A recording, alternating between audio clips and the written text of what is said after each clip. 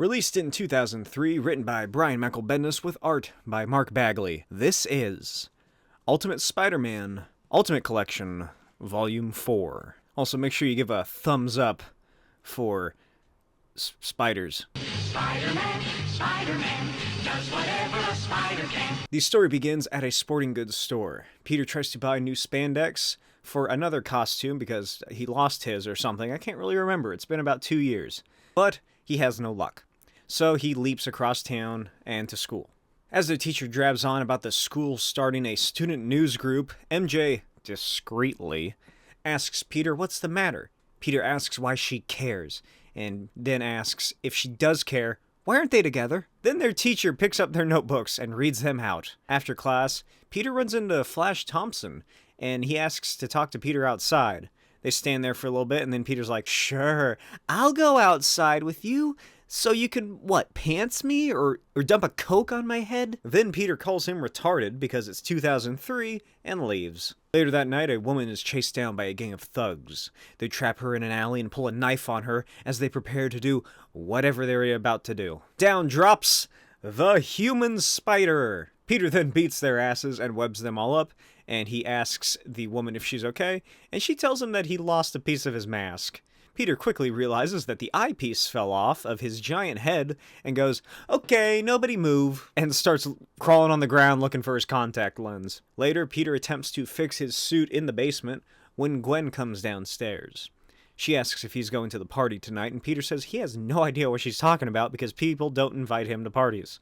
Then Gwen says that people also don't invite her to parties, but she heard some people talking about it at school, so she's going to go crashing and wants Peter to come with her. At the party, they sit alongside one another on the couch, and Peter's like, alright, I'm just gonna go. This whole party thing isn't for me. There can't possibly be anything here that I'm interested in. And along comes MJ, dressed like Mila Jovovich in Resident Evil. Oh, and Liz Allen's there too. They walk past Peter and Gwen, and Liz pulls MJ away, and Gwen says, well, it worked. She definitely got your attention. Then something explodes. Oh, fuck, it's this storyline. Oh, God, it's been so long since I read this. But, oh, man, I hate this dumb character. Alright, there's this dark and mysterious character, and his name is Geldof.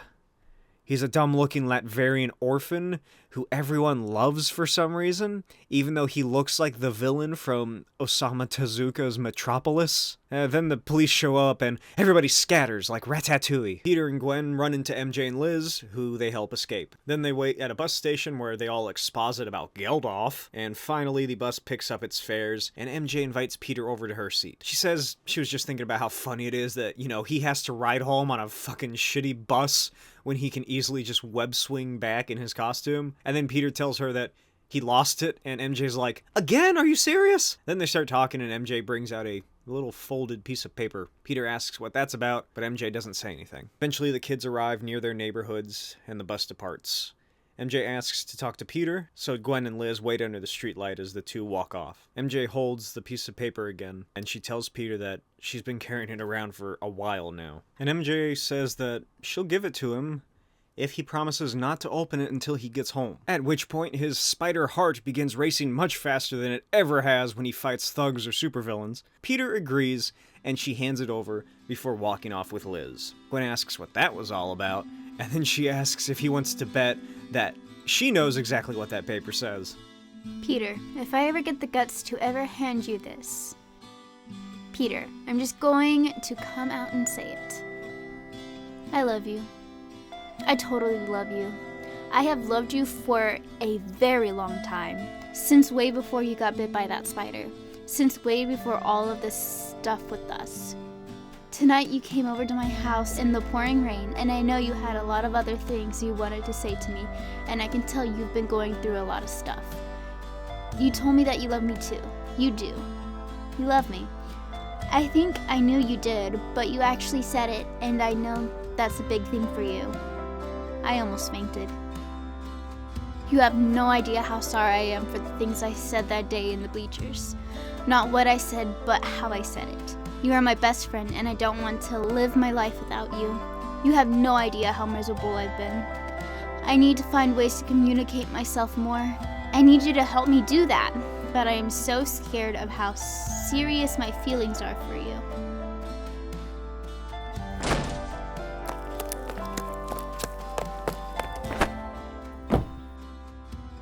You mean it? I'm so scared, Peter. I don't know what to say to make you not scared. Do you love me too? I do. I said I do. You promise me no one else will toss me off anything high? Okay. You promise me you'll tell me things and not wait for me to, read your mind. Okay. Are you mad at me? Mad at you? For being a spaz about this. You're not a spaz. So... Yeah. we're... Yeah. cool.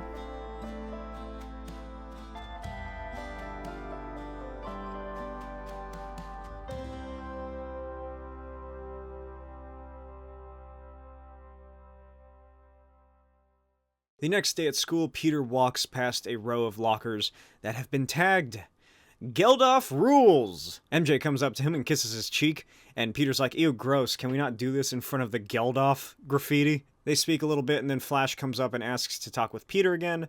Peter tells him to piss off, MJ gets defensive, so Flash pisses off. Then Liz and Kong run up and tell everybody that motherfucking Geldof is out in the parking lot of his school, which is some other school, I guess, and he's just wrecking shit. Peter tells MJ that he has to go, and then she reveals that she was making him a new suit in her spare time. Peter dons his unfinished suit and makes his way to the scene. So Peter goes to Geldof's school where he's wrecking shit, and a small crowd of teens stands around cheering for him. Peter gets ready to fight when Geldof, God, I hate looking at that name, stands down. The police rock up, Peter swings away, but Geldof grabs onto him. They land on a roof. Geldof is a mutant that's in denial. Peter gives him the responsibility speech. Gunshots and screams sound off. Peter tells Geldof to stay put and goes to put a stop to it. We find the scene that inspired that one scene from Homecoming. Peter quickly dispatches the costume masked robbers, and their getaway car blows up and people die. Peter leaps to the roof, clocks Geldof in his dumb face, grabs him, and says that he's taking him to the cops. Geldof threatens to blow up Spider-Man, and then a voice comes from behind him, and these three pieces of jailbait show up, and Spider-Man's like, I told you were a mutant. Marvel Girl, Storm, and Kitty introduce themselves, and Geldof passes out. Kitty runs up to Spider-Man and shakes his hand because she's a huge fan of him, and then we get the infamous scene of Jean Grey making Spider-Man think about her naked. It's like when you say, don't think of a pink elephant. What did you think was gonna happen, Jean? Did you want this to happen? Just stop, I don't know, reading his mind. Then Jean calls Professor X, and he answers with a creepy Charlie's Angels reference. I don't like that. Jean asks what they are going to do with Spider-Man, and Professor X, wanting to examine him, orders them to take him with them. Spidey agrees, much to the pleasure of Kitty, and they take off. In flight, Geldof wakes up and freaks out, blowing a hole in the plane. Meanwhile, the school day is cut short because of the fucking mutant attack at the other school, and Peter is nowhere to be found. Aunt May calls Ben Urich of the Daily Bugle, and then Betty Brant, also of the Daily Bugle, but they have no answers for her. 10,000 feet in the air, the Blackbird plummets, and Peter and Geldof are sucked out. Peter reads a book and eats a bag of disgusting Twizzlers in a giant study. Then Professor X appears and tells him to wake up. And Peter is like, what the fuck happened? Where am I? How did I get here from a falling plane? They give him a recap of how they saved him, and unfortunately Geldof, and then Peter rubs his face and realizes that they took his mask off. Beast says they just wanted to check if he was still breathing, and Peter's like, then why did you take all my other clothes off? He also cries about how often people discover that he's really Peter Parker, and Kitty informs him that they had no idea what his name was. They give him some clothes, and they show him Geldof, who Professor X has drugged and hooked up to machinery. Xavier gives an overly long and complicated explanation of Cerebro, and also how fetuses and placenta work, and he reveals that Geldof is apparently the result of genetic experimentation, foreshadowing of some kind for the origin of mutants in the Ultimate Universe, because no, they aren't some natural evolutionary trait or whatever. They were created in a lab in, like, the 40s. Anyway, Charles says that he's going to present Geldof to various organizations as proof that there's, like, genetic experimentation happening or something. And Peter asks, what if Geldof doesn't want to be a part of this? And Charles says that Peter's frustrations all lie with the mad scientists that created someone named Geldof. And then Peter asks if someone named Geldof will ever have a chance at a normal life. And Beast, to show what a poor man he is, even though he's also very threatening, puts his giant blue furry hand on Peter's shoulder and asks him to define normal. So Peter clocks him and steals Geldof. He dodges Cyclops' blasts, scares Kitty Pryde, causing her to phase through him, tackles Colossus out of a window, and then he snaps back to reality and Charles asks him what good that would do. They all come to terms and Geldof, in a stupor because Professor X embedded happy memories or something into his brain, tells Peter that he wasn't really gonna fight him, he just likes showing off, and then he says that they're cool. Which, again, just doesn't feel right considering A, he's been drugged with happy thoughts, and B, he's in the presence of someone who can make him say and feel whatever he wants. Kitty asks if Peter needs a ride home, and he freaks out, finally realizing the time. Peter shows back up at home and worries that Xavier is still listening to his thoughts, so he's like, oh man, I sure love the X-Men. Professor Xavier sure is a cool, not creepy guy. Peter walks right into May, who sternly tells him that they need to talk. May demands to know where Peter was. She rips his backpack out of his hands, and out falls a book that his mother owned. Peter says that he was reading it at the food court because he didn't want to be in class. He's already far enough ahead. He wanted to read the book, and if he had stayed at school, they would have just made him sit there. May then collapses to a chair and starts crying. And Peter promises to never do this to her again. Sometime later, Peter's gotten his suit back and he's flipping and swinging and swapping and flapping through New York when he hears a gunshot. In a warehouse of some sort, the Enforcers are putting an end to a card game by collecting money owed to none other than Wilson Fisk. The man they're interrogating says that he doesn't owe Fisk a thing, especially since he fled the country. As Fancy Dan is about to shoot the man with Fisk's money in hand, his gun is thwapped by spiderwebs. Spider-Man leaps down and fights the gangsters. He jumps through the darkness into the rafters above as sirens sound closer and closer, and then a giant net of webbing encompasses all of them. Later, Wilson Fisk stands in a bathrobe and listens to Fancy Dan and the Enforcers tell him and his lawyer/major domo what all happened. And they say, now tell me what you think about this theory, that it was all Spider-Man's fault that everything went south. You were shooting off guns in the middle of the night. After the Enforcers are dismissed, Fisk demands that they find this child and bring Spider-Man to him, because someone has to know something about this pain-in-the-ass little kid.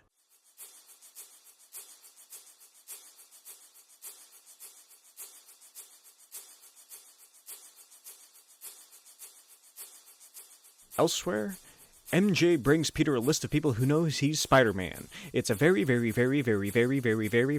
long list, longer than it should be. Well, you got Norman Osborn, Doc Ock, and maybe even Harry Osborn. Nick Fury, Eddie Brock, Kurt Connors, that's the Lizard. Wasp and every single one of the Ultimates, that's an entire team of people. Even Captain America. And of course there's Logan, Cyclops, Jean Grey, Kitty Pryde, Colossus, Storm, Beast, and even Professor X. That's all the X-Men. And Mary Jane Watson. And maybe even Gwen Stacy. Now, don't you think that that's a very long list that he shouldn't even have? Well, he does. And then he goes back to sulking.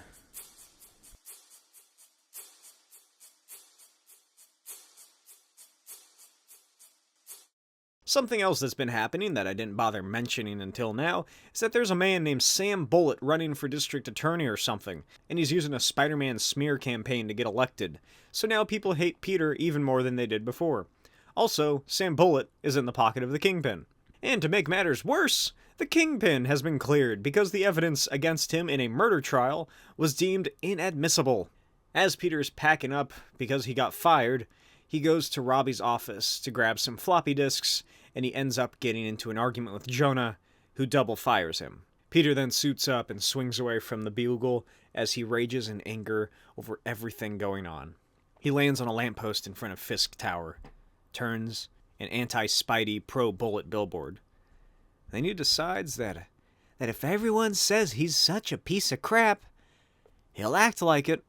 Mr. Fisk, if I may, here are the pros and cons of you making more public appearances. The pro is that the company's more legitimate businesses have always benefited from your public persona and philanthropic endeavors, but, and this is a big but, you have to take the public's temperature into consideration. You have to see that there are people in the city that still feel that you are this alleged kingpin of crime that the Daily Bugle tagged you with, and what you don't want to do is appear arrogant and cocky in the face of...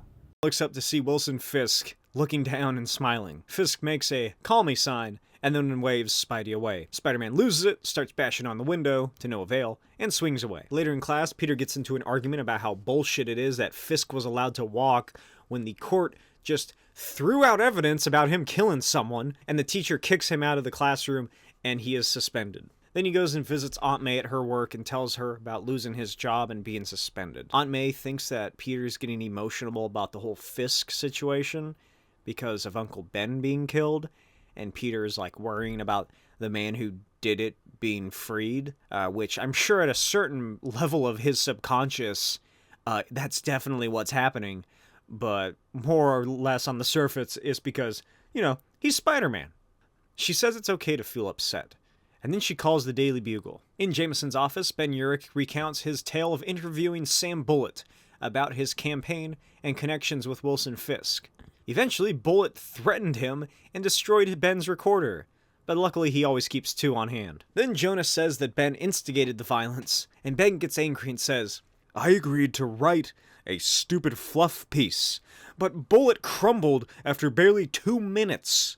What, you want me to go write his campaign strategy or else he'll muscle me? What is this, Jonah, the 30s? Then Robbie says that Jonah is going through all of this, including endorsing Bullet, just to have the ability to really rag on Spider-Man. Then Jonah's phone rings, and he listens to a very furious message from Aunt May. Later that night, Jonah walks through the Bugle parking garage and finds the three stooges that are the Enforcers. The trio surround Jonah and begin threatening him with making sure he doesn't publish anything disapproving of Sam Bullet. And then Spider-Man appears, and Spidey says that he wasn't really here to save him or something. He wasn't staking out the place. He was actually coming by to yell at Jonah himself, but now he's got to fight these dorks. Spidey pushes Jonah out of the way as Dan opens fire. He fights and webs them until he's grazed by Dan and slammed into a car by Ox. Jonah tries to call 911, but he doesn't have the service, so he opens up his audio recording through his phone and says, Your names are Montana Bale, Fancy Dan Rubenstein, and Bruno Ox Sanchez. How long have you worked for Wilson Fisk, a.k.a. the Kingpin? You said earlier that Kingpin sent you here to rough me up to ensure I don't change my endorsement of his candidate, Sam Bullet. My question is, how long have you worked as muscle for the Kingpin? What is the Kingpin's interest in Bullet's candidacy? The Enforcers are so taken aback by this that Spidey is able to take them all down. Then he walks up to Jonah and says, Well, what? I'm not leaving here until I get a thank you. Thank you. Was that so hard? Yes. Wait, are you recording this? I'm a reporter. This is a news story. So, why do you wear the mask? There's a theory going around that you're a disfigured mutant. Any reaction to that? The only disfigured mutation I see around here is that haircut. Then two armed security guards run out of the elevator and discover the scene. Jonah turns back around and finds that Spider-Man has disappeared. Later, as he changes, Peter is in utter disbelief that he got shot again, and then he walks back home to find J. Jonah Jameson sitting on his steps. Mr. Jameson? Kid. What are you doing here at my house? I had an unusually bad day at work today. Well, that's not why I dragged myself all the way out here to the nightmare world that is Queens. Well, it's part of the reason, but it's not the whole reason. My son was on the space shuttle Orion. You probably know it. The Orion burned up in orbit. That was what, about a year ago? Burned to nothing. No explanation from NASA other than the words, technical malfunction. What kind of technical malfunction? I'm sorry, sir, that's classified information. But my son died on that flight. I'm sorry, sir, that's classified information. My boy was an astronaut. A hero. A hero! And he's gone. And that's... I didn't get a body to bury. Which you wouldn't think would matter. But damn if it doesn't. It very much matters. So I concede to the point that my judgment on certain matters may be somewhat clouded by grief and my unresolved issues with that grief. I concede that point.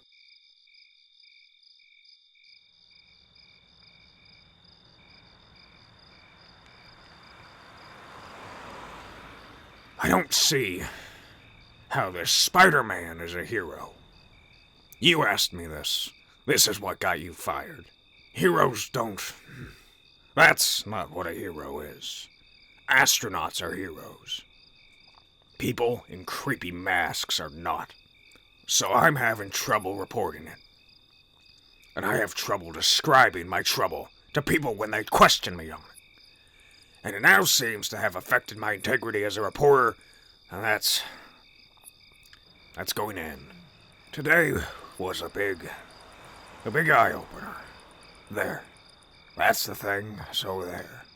I think we both understand that what we're talking about here is between us and not to be discussed. Sure. Or brought up again. Okay. I saw your editorial. Good. Aren't you, worried that the Kingpin's going to try, I don't know, what he does? Not after tomorrow, he won't. Why? What's tomorrow? A headline that he can't run away from. Really? I'm going to have to live by the theory that if anything happens to me, he's the first person they'd come after. That's the hand I've been dealt.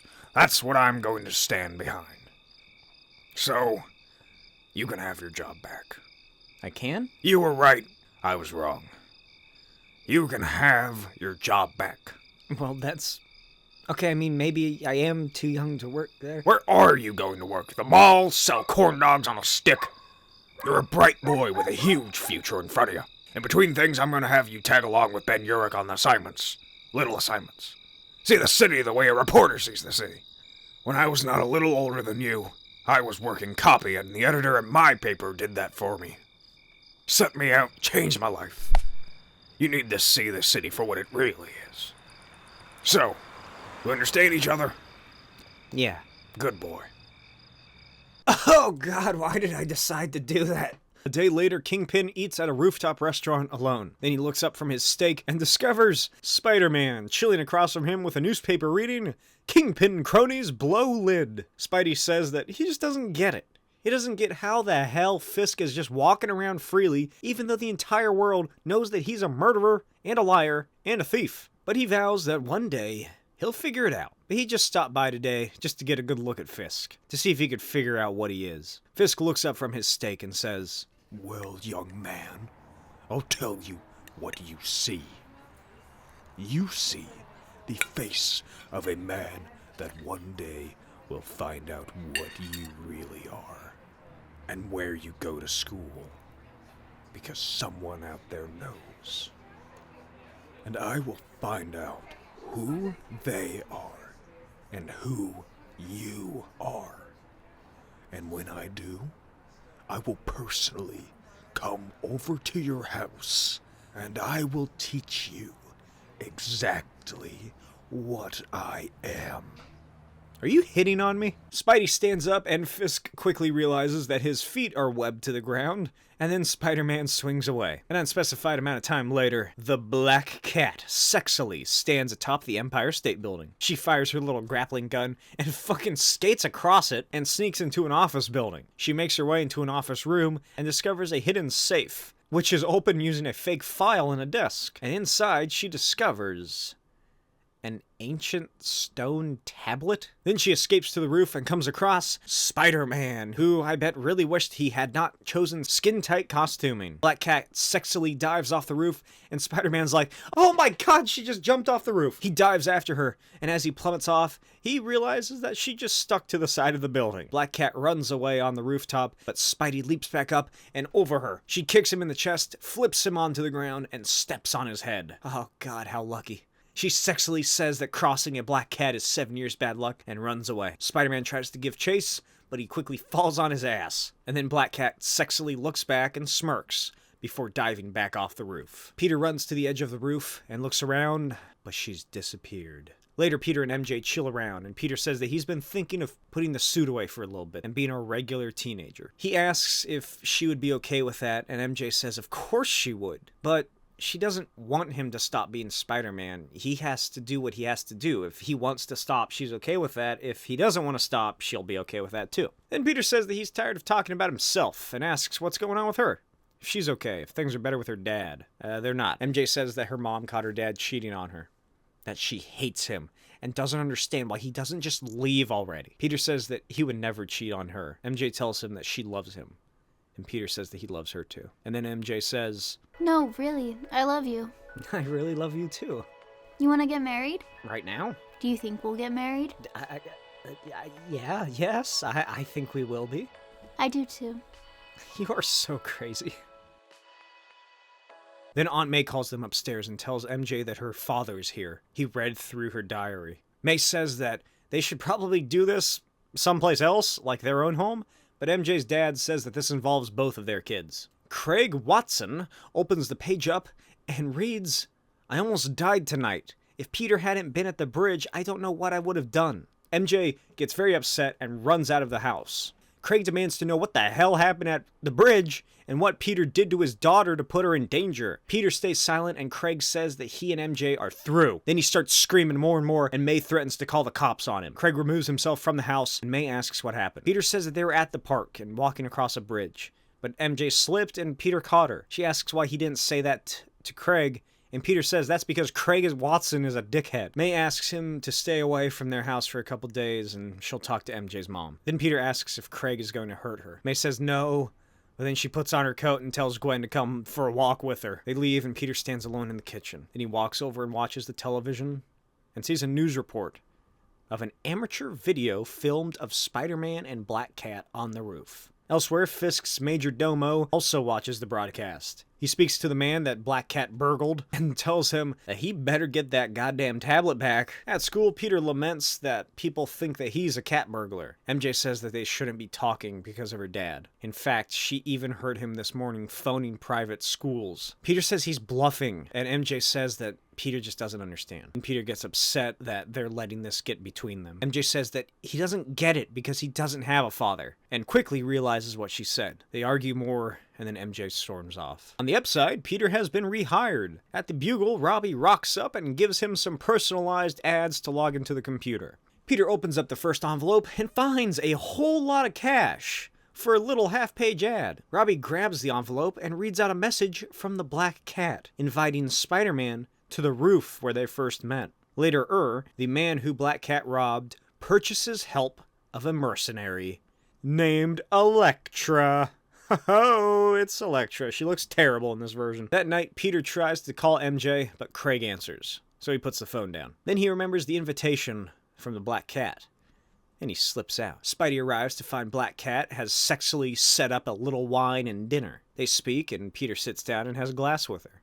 But before he can imbibe, his spider sense goes off. He pulls Black Cat out of the way as a blade soars past them, and then Elektra appears. Spidey and Black Cat dodge her throwing stars, and Elektra focuses her entire attack on Black Cat. They sexily fight, and Peter's like, somebody should really stop this. Black Cat is sexily thrown away by Elektra and lands on Peter. He stops her from sexily fighting back and stands between them and asks what this is all about and how they can make Elektra sexily go away. Elektra attacks him and kicks him off the roof like a Warner Brothers cartoon. By the time he clambers back up to the building, both women are gone, and Peter lies on his back exhausted. Then he thinks back to the fight. Black Cat sexily said, "I'm not my father. Tell your master." He wonders what that could mean when a security guard shows up and shoos him off. In the middle of the night, Aunt May runs through the house, alerting Gwen and Peter that MJ has run away. Packed a bag, took money, everything. She is gonzo. Then Peter races out of the house to the Watson residence. Craig stops him at the door and demands to know where MJ is. Peter says he has no idea, and when Craig tries to rough him around, Peter easily rips his hand off of his shirt and holds it up. Then he has an idea and sprints down the street. Later, in an abandoned warehouse, Peter finds MJ cuddled up alone. Peter says everyone is freaking out. MJ tells him that she couldn't stand staying in that house anymore. Peter asks where she would have even gone, and she breaks down and says that she doesn't know. She just needed to get away from her father. She initially went to Peter's basement, but he wasn't there, so when that happened, she came here, their little private hiding place, and she started writing in her journal until she fell asleep. Peter says she has to go home, and MJ tells him that she can't. She can't stand not having Peter in her life. But her father, the sad, miserable little man that he is, wants his wife and daughter to be right down there with him. She says that it was a lot easier to live with him before she realized she could be happy.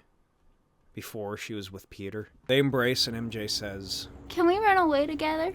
I wish. Let's get married and run away, please. Not yet. I'm gonna be grounded forever. I'm not going anywhere.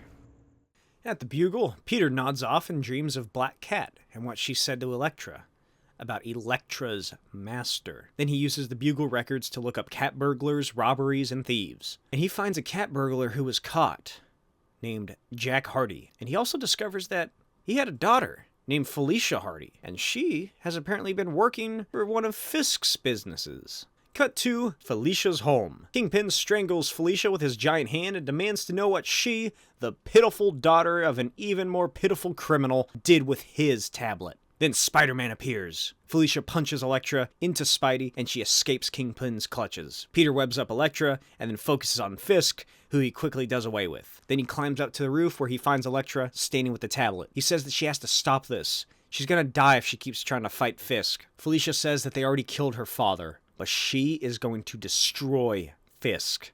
She will take everything he wants away from him, starting with this fucking random tablet that he wants.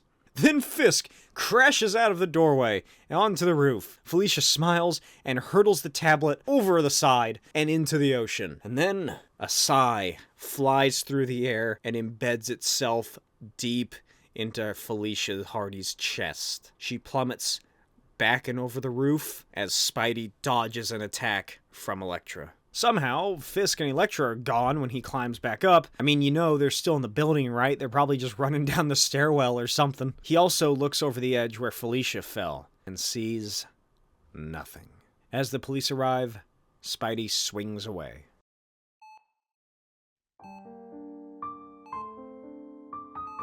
I didn't believe in the tablet. I'm sorry. It's not the way I am. I cannot find logic to it. Or maybe, like you said about me, I don't have the spirituality to believe in things like this. But the tablet meant something to you. You believed. So I made it mean something to me. And that's why I would have spent every dollar we had to get it here for you. For you. To read what the ancient text said. To find a way for you to open your eyes again. Because doctors have nothing for you. Because I'm running out of options. I'm running out of ideas. But do you see? Do you see what they do? They take away any chance of our happiness. They mock us. They mock our marriage. They punish us. But I will punish them, Vanessa.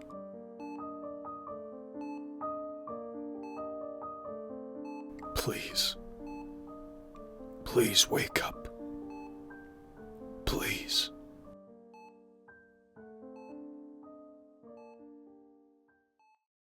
Released in 2003, written by Brian Michael Bendis with art by Mark Bagley, Trevor Hairsane, and Joe Quesada. This is Ultimate Spider-Man Ultimate Collection, Volume 5. Spider-Man does whatever a spider can. The story begins with a flashback. 2 months ago, Agent Sharon Carter is interviewed by S.H.I.E.L.D. on the events that took place all the way back in Volume 2. On the night that Spider-Man fought Doc Ock, Carter and the S.H.I.E.L.D. soldiers arrived post-fight and immediately began shutting down the news reporters and securing the area. Not Scully and Mulder, who is actually Jimmy Woo, lead a group of soldiers into the Hammer Lab building. They make their way into the lower level and discover 3 scientists frantically working at a computer, wondering what to do now and if it's safe to leave yet. Carter and the others hold the scientists up at gunpoint as they explain that they refused to leave when Octavius stormed the building. Then a S.H.I.E.L.D. soldier notices something in a nearby room. A man, seemingly made of sand. Carter demands to know why they have a man locked up in here, and the scientists tell her that they want their lawyer. Wu works on opening the door and discovers that the man's name is Flint Marko. It's not that surprising. He opens the door, much to the protestation of the scientists, and Carter enters, explaining that she's from S.H.I.E.L.D. and wants to help Flint out. She asks what he's doing here, if he remembers anything, or if he can even understand her. Marko just stares silently until his arms erupt in an explosion of sand and dust. Sandman then escapes out of the lab where he and Spider-Man battle it out. Spidey gets slammed into a S.H.I.E.L.D. transport containing Doc Ock, and Carter and Wu just start blasting Sandman. Then Spider-Man and a firefighter rock up and blast Sandman with a hose. He melts into some muddy sand and Spidey tries to help Carter up when Sandman rockets out of the ground like a horrible sand ogre. He begins suffocating Spidey in his sand when suddenly he wrenches back in pain and falls unconscious. Wu and one of the scientists stand at the entrance, the scientist holding some kind of sand-based tranquilizer, and he tells them that Marko should be out in the next 10 minutes, and Agent Wu promptly places him under arrest for illegal genetic experimentation. Flashback time again. A bald man with patches of hair wakes up in a hospital bed. 2 FBI agents appear in his room and explain that 3 weeks ago he was found unconscious in the basement of Fisk Tower. The agents demand to know who this man is, since they can't find any identification, and he doesn't have any fingerprints. And Max Dillon turns to them, and electricity explodes out of the hospital room, and the agents and nearby nurses are all rendered charred husks.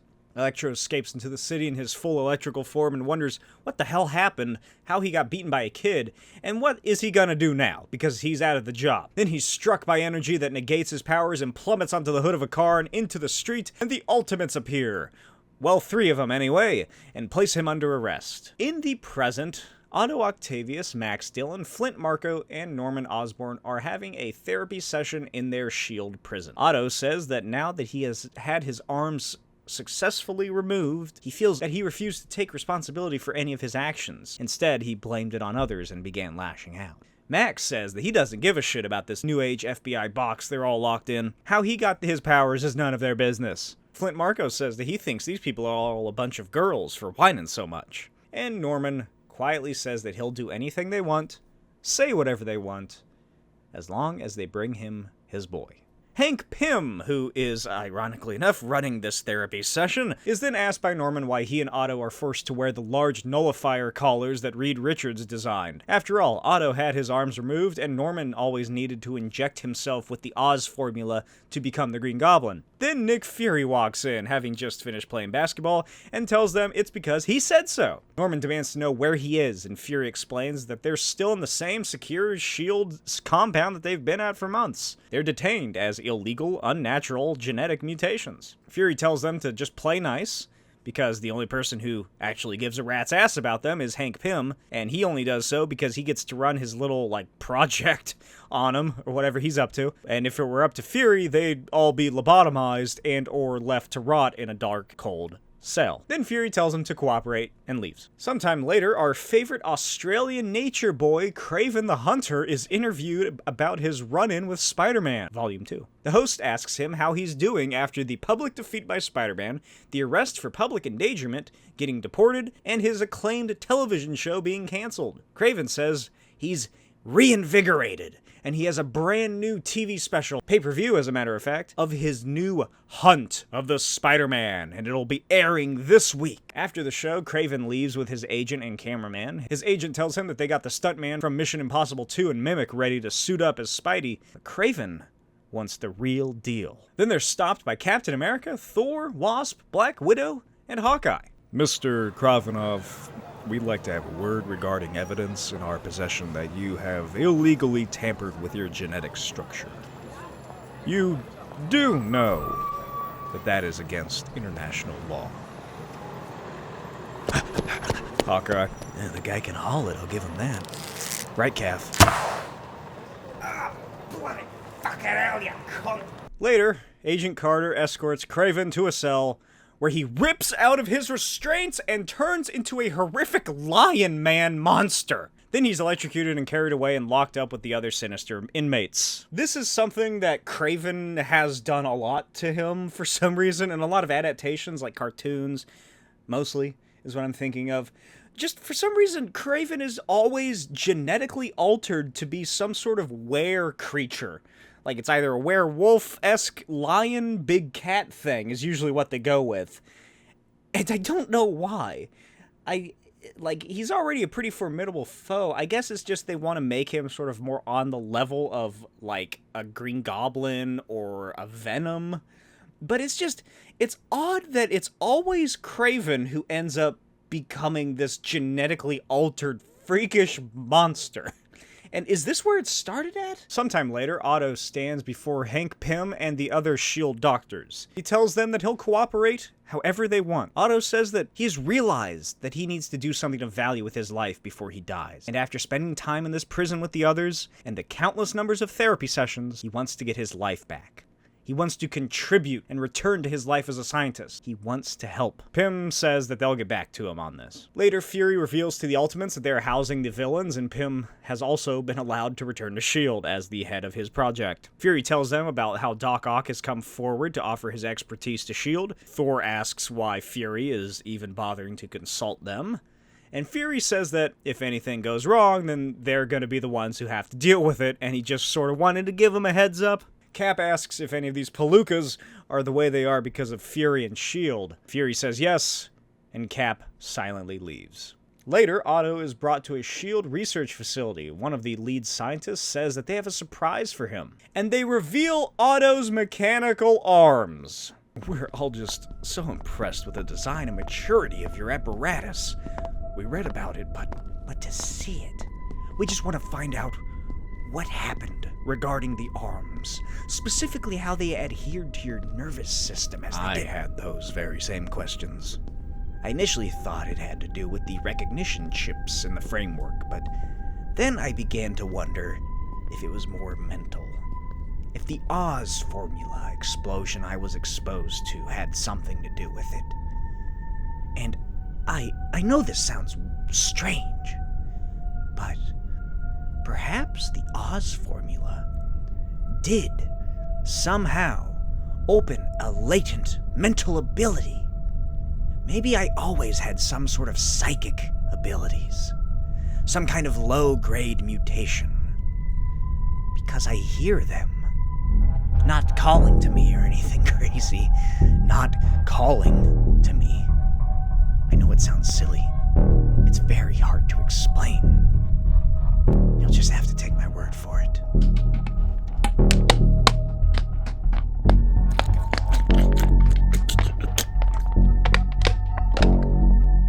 So, Kraven, out of all those Hollywood honeys you must have plowed through, who's the most famous? Well, that would probably be Jen.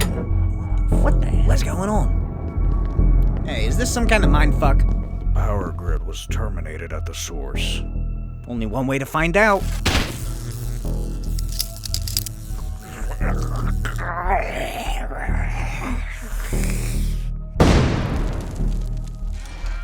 I'd say there are at least 50 more S.H.I.E.L.D. agents in this facility, and we have to assume I set off any number of fail-safes or alarms to S.H.I.E.L.D. bases around the world. So what's it gonna be, Norman? You did this. I did this. We're even now for all past sins. That's the way I see it as well. So, what are we doing? You gentlemen can do whatever you want. I am going to get my boy. Then I am destroying Nick Fury. You're more than happy to help, and I guarantee you compensation for your efforts. Where are they keeping Harry? What are you talking about? My boy's name is Peter. Peter makes 6. Cut to Midtown High School. Peter and the rest of his class are being chewed out by their English teacher for having used rap lyrics in an assignment for poetry. Then the class is interrupted by the principal, who calls Peter out of class. And Peter is picked up by S.H.I.E.L.D. agent Clay Quartermain on the orders of Nick Fury. He asks if Peter has his costume and then escorts the young lad directly to the Triskelion. Peter and Quartermain walk in on the Triskelion's war room as Fury gives out orders on an increasingly dire situation. Then Fury introduces Spider-Man to the Avengers, the Ultimates, and explains the situation to him. Fury also reveals that he has agents and surveillance watching Aunt May, Mary Jane, and Gwen Stacy. Fury is hopeful that this is all wrapped up by the time that Aunt May's wine class is over tonight, but if not, they have bigger fish to fry than Peter trying to tell his aunt that he's a superhero. And later, at Kingpin's abandoned summer house in the Hamptons, the 5 escapees hang out and plan their next objective. Otto finishes setting up a computer for Norman, who uses it to mask his location as he makes a call. To the White House? The chief of staff receives a phone call from Norman Osborn and then heads into the Oval Office to tell the president that they have a serious situation involving Nick Fury. Fury arrives at the White House and speaks to President George W. Bush, because don't forget, he's the president in the Ultimate Universe at this point, who reveals that Norman Osborn called, demanding $100 million, and claimed that Fury held him against his will, illegally seized his company, kidnapped his son, and stole all of his research. Now he wants it all back, and international amnesty for himself and the others, and Fury to be arrested. And if his demands aren't met, they'll use Kraven's connections to release all this information about S.H.I.E.L.D. and the US government to the public. Back at the Hamptons, Norman explains his plan to the others in greater detail. I am going to destroy Nick Fury. I'm going to ruin his world. And when all that is done, I hope to be there when he draws his last breath. If you want in on this, you are more than welcome. You all of you, certainly have earned it. You can stay or you can go, but Nick Fury messed up. And for that, I believe we're getting a paycheck and a free ticket. Whatever you decide, Otto and I are leaving and not coming back. Your lives as you knew them are long over. Fury ruined them. What I'm planning, they're going to make movies about you. Teach your names in classrooms. We dictate how this ends, not Fury! And at the Triskelion, as the sun begins to set, Peter aimlessly walks around in his Spidey suit with Quartermain. Quartermain gets distracted, and Peter's able to call up Aunt May. She tells him that she has dinner in the fridge, and she'll be back from her wine class tonight around 10:30 or so. She asks if he's okay, and Peter tells her that he just wanted to call and say hi. Then they say their goodbyes as S.H.I.E.L.D. agents alert that they're being hacked. And then the entire place blacks out. Agents begin breaking off out of the war room to secure Bruce Banner and Magneto, and Peter's Spidey sense blazes, and all of the lights explode as Electro appears. S.H.I.E.L.D. agents open fire but are caught in a sandstorm, and Peter's carried away and slammed into the ground as an explosion erupts from the ceiling, and the Green Goblin lands before him. He smiles at Peter as the boy is electrocuted and falls unconscious. That night, Aunt May is picked up by S.H.I.E.L.D. agents and Black Widow. At the Triskelion, Quartermain gives Fury the rundown. Banner was asleep when the attack happened, and Magneto wasn't, so they had to cut his oxygen supply to get him under control. Also, their computer systems are all locked or crashed, so they are currently screwed. Fury watches over the camera of Aunt May angrily screaming at S.H.I.E.L.D. agents in their little, detainment room, and orders double the agents to watch Mary Jane and her home and Gwen Stacy. Quartermain then begins listing off possible Oscorp facilities that they could have taken him to. When? What? What, Captain? What is your goddamn problem? I can't help but notice, Nick, that all of this trouble blossoms straight out of experiments commissioned by you that were meant to duplicate or inspired by the super soldier experiments. And and 70 years after, and all we have to show for it is this: half-mutated homicidal maniacs, thugs with powers. How many people died for this? This isn't the legacy I was hoping to leave behind when I volunteered for the program. My boy. Osborn? Why do you keep calling me that? Peter, you are simply said, my finest hour. You are my greatest creation. We created you, Otto and I. We created Spider-Man. In a way, really, Otto and I are your parents.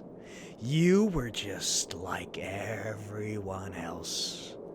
But because of us, you're now so much more.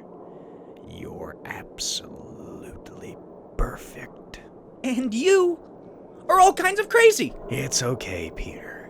When we were last together, I hadn't come to grips with my new life. I was in an adjustment period. The problem, as I see it, the reason you and I have so much work cut out for us, is that you have been with the wrong people. An impressionable young man out in the world, forced to grow up faster than you should. No father, no male role model. And along comes Nick Fury. He talks his talk and tells you all these things. You should not kick yourself for falling for it. But the facts are facts. All of us in this room are victims of his lies. That's why I made a special trip to get you. You're with us now. You, my boy, my pride and joy. You are going to take my hand, and you are going to open your eyes to see the world the way it really is. You're going to lash out at those who would oppress you, who lied to you. And you are going to be there with us on this history-making day. Shut up! I have no idea what you're talking about. All of you are nutty nut bars from the nut farm. I am not your boy. I am not your creation. I was an accident. You and your voices in the head, absolute wacko lunatic spiel. Oh my god. And I think you were like this before you stuffed yourself with the goblin juice. Your Aunt May will die tonight. And if you can't behave, I'll kill your little girlfriend, Mary Jane, and then her family if you ever talk back to me like you just did. Do we understand each other? My first choice was to treat you with the respect of a young man that I know you are destined to be. But if you talk to me like that again, I will punish you like an insolent child! But I forgive you this once. Today, the six of us have very important things to do, and a very small window of opportunity in which to do them. Cut to the White House. Chief of Staff, Mr. Stone, gets another call from Norman right before the power and electronics all go out, and the White House is assaulted by the Sinister Six. They make their way to the Oval Office when a S.H.I.E.L.D. helicarrier arrives above them.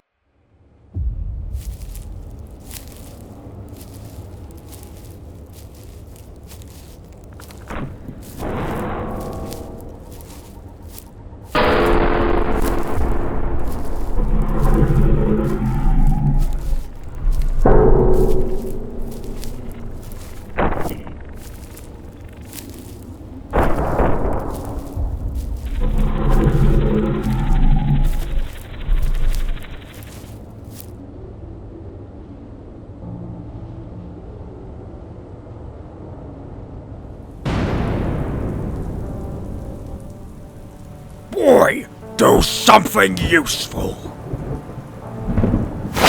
Kid, what are you doing? I have to! He's gonna kill my aunt! No, he won't. We have her. She's in protective custody. She's safe. You have her? We picked her up after he kidnapped you. Do you promise? I promise, kid.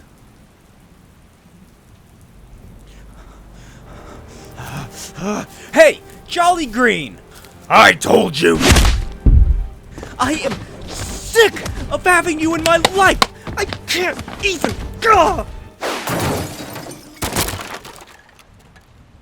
Ugh! Oy vey. Oh, God. Wow. The Oval Office. Outside, Wasp defeats Otto by flying directly into and down his throat. Then she crawls out and notes that she's the first person in the world to be totally covered by gingivitis. In the Oval Office, Kraven prowls towards Peter and says that he's going to eat the boy's heart. Then he's struck by lightning by Thor. Iron Man fights against Sandman and uses the S.H.I.E.L.D. genetic file on him to blow him up. And Cap, Hawkeye, and Wasp fight against the Green Goblin across the White House lawn as Goblin demands that Fury appear. Then a voice comes from behind him. The voice of Harry Osborn. This is what the great Nick Fury has sunk to. Shoving my own child in front of my face. I came on my own.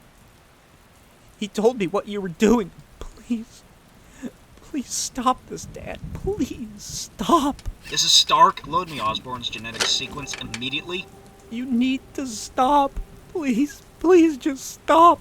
Harry? Nick, I have a lock on Osborn. Tony, wait! Taking the shot.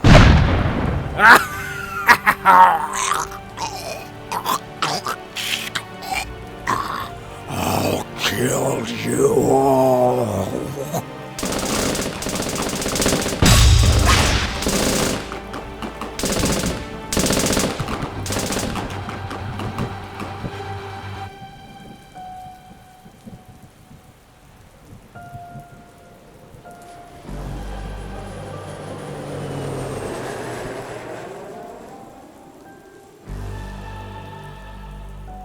Are we through here yet? Alpha team, head out. Beta and cleanup teams, let's put the lid on this ASAP. Harry, Peter, I'm so sorry. You didn't deserve any of this. You did this. You all did this. All of you. I'm gonna kill all of you for this. Kid, for any number of reasons, you have to get out of here.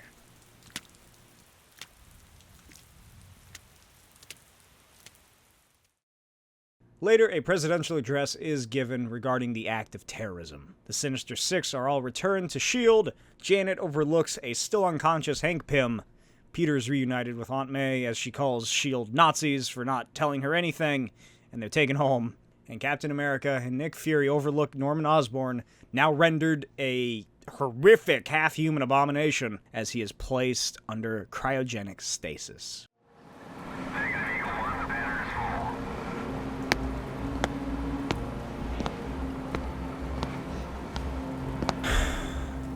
I keep hearing that the next war is going to be a genetic war. But being a veteran of war, a creation of war, it's occurred to me. It's the men of influence and power that decide what these wars will be about. They decide who we are going to fight and how we fight them. And then they go about planning the fight. In a sense, I guess the people of power will the war into existence.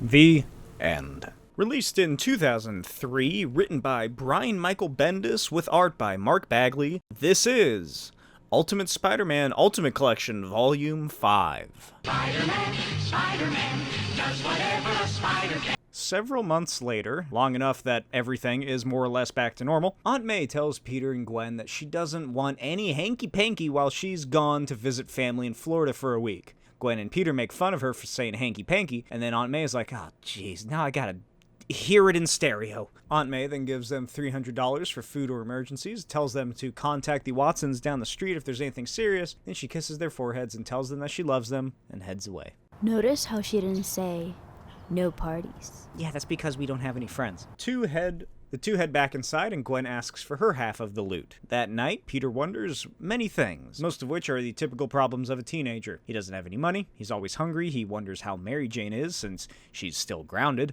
He thinks about taking her out on a date, a real date, an adult date, like a dinner and a movie. And then he thinks about Spider-Man, and then he thinks about Uncle Ben. And that's when he takes notice of the TV, which is reporting on the critically acclaimed cult film director Sam Raimi helming a Spider-Man movie, which is to begin filming in New York very shortly. Then the TV cuts to an exclusive interview with Avi Arad, real-life producer of pretty much all the Spider-Man films. And they officially announce that Tobey Maguire has been cast as Spider-Man himself. Elsewhere, Otto Octavius has since been transferred to Rikers, and a guard informs him that there's going to be a Spider-Man movie, and, best of all, the studio optioned Otto's life story from his ex-wife. At Midtown High, Kong tries to convince Flash to come with him to audition to be an extra in the movie. Liz invites herself and Mary Jane. Mary Jane declines because she's grounded. And at the Triskelion, lab techs wonder what a strange thunking noise is when Doc Ock's tentacles blast out of the containment locker and escape. Why have they not just destroyed these legs already? Fucking shoot them into the sun or something. This keeps happening. About a week or so later, at the film set for Spider-Man, Sam Raimi calls cut and asks Tobey what's wrong. Tobey says that the mask keeps shifting and he can't see anything when the real Spider-Man appears. He tells Tobey he sucks, the rest of the crew that they suck, but Sam Raimi's pretty cool because the Evil Dead movies are great. Avi Arad tells the camera operator to start rolling on the real Spider-Man as he leaps around, chastising the film production and making fun of them for not being able to properly recreate his acrobatic athletics. Then he asks Avi Arad how they can make a movie without his permission, to which Spider-Man quickly learns that since he's a public figure, they don't need his permission. All they needed was to obtain the rights from Octavius' ex-wife and Norman Osborn's half-sister for their roles in the story, and they already did that. Then Sam Raimi starts asking Spider-Man what Osborn was really like, and what his motivation was to become the Green Goblin. Avi Arad offers to pay Spider-Man to take his mask off, and says that, hey, we'll make a deal if we get your film rights. Then he tells him that because they're filming Spidey right now, they can just take that footage and edit it into the film and save $1.2 million on special effects, because that's how Hollywood works. Always trying to cut corners. Then Spider-Man web-slings away and says that everyone here sucks. And at Rikers, Ock's tentacles break him and all the other prisoners out in a massive riot. Later, Otto Octavius returns to his old home and finds its new residents, whom he promptly kills. While elsewhere in New York, Kong auditions for a role in 2004's Spider-Man. Well, actually, if it's 2004 when this came out, it'd probably be 2005's Spider-Man. The casting agent likes him so much that they give him a role in the film as like an extra. And the next day, Kong excitedly tells his friends that he got an actual speaking role in a feature film, in which he says, "Look up in the sky, it's Spider-Man." Liz is excited for him, but Flash makes fun of him. And Gwen stands alone off to the side, listening in, leaning against a locker, and suddenly bursts out, Is there, like, a part in the script where Spider-Man, like, kills my dad? She then storms off and MJ pleads with Peter to go talk to her. They follow her outside and Peter asks why she's so upset about Spider-Man, even after the police found the actual guy who killed her dad. She says that someone dressed up as Spider-Man and killed her father, and what happened constantly stuck in her mind every day, no matter what she tries to do to distract herself. Some maniac in a costume killed her father for seemingly no reason, and now they're making a movie about the guy he dressed up as. And it's, oh, everybody's favorite hero, Spider-Man. Where was the real Spider-Man when her dad died? Why didn't he save him? and then she storms off. MJ says it's not about Peter and that she's more angry at the situation than Spider-Man. Peter says that between Gwen and the Spider-Man movie, which Kong is now making more money off of than Peter, all that shit that happened a few months ago with Osborn and the others, it's all just getting to be too much for him. And he wishes he just had a crazy villain around to beat the crap out of. Meanwhile, Otto Octavius relaxes in a bathrobe as he speaks to his tentacles and figures out what they're going to do next. He's definitely not going after Parker because he has really no reason to, and that's the first place that S.H.I.E.L.D. and the authorities are going to look. Then the tentacles suggest something else, and they change the channel to a news report on the production of Spider-Man. Coincidentally, right as Rosalita Octavius is being interviewed, Otto becomes enraged and destroys the home. And later, Gwen walks home and notices a lot of black SUVs parked in the neighborhood, as well as some conspicuous-looking workers. All of you shall bow before the genius of the one true Mysterio! Look! Up in the sky! It's Spider-Man! And cut. Great job, Bruce. Bruce Campbell is helped off set as they prepare for another scene, and Avi asks an assistant if he's still there. Then everyone glances up and looks at Spider-Man, who's just perched on the side of a building watching them. Avi asks if they already have a camera filming him, and Sam says they do, but he suggests that maybe they should just, leave him alone. He's not really bothering them in any way. Then a van is launched through the set and Doc Ock appears. He tries to go after his ex-wife when Spider-Man, the real one, leaps into action.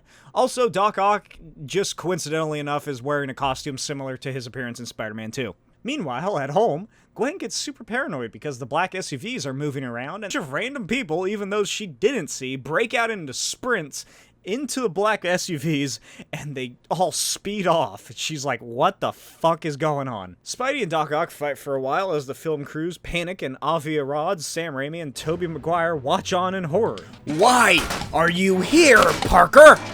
Why are you everywhere I am? Because I love you, Otto. Whatever perverse thrill You get out of mocking me is nothing compared to... Not to interrupt yet another one of your villainous rants. It sounded like you were getting a really good one in there. But I just have to know, where do you keep escaping from? How do you keep getting those arms back? Why haven't they chopped them up or something?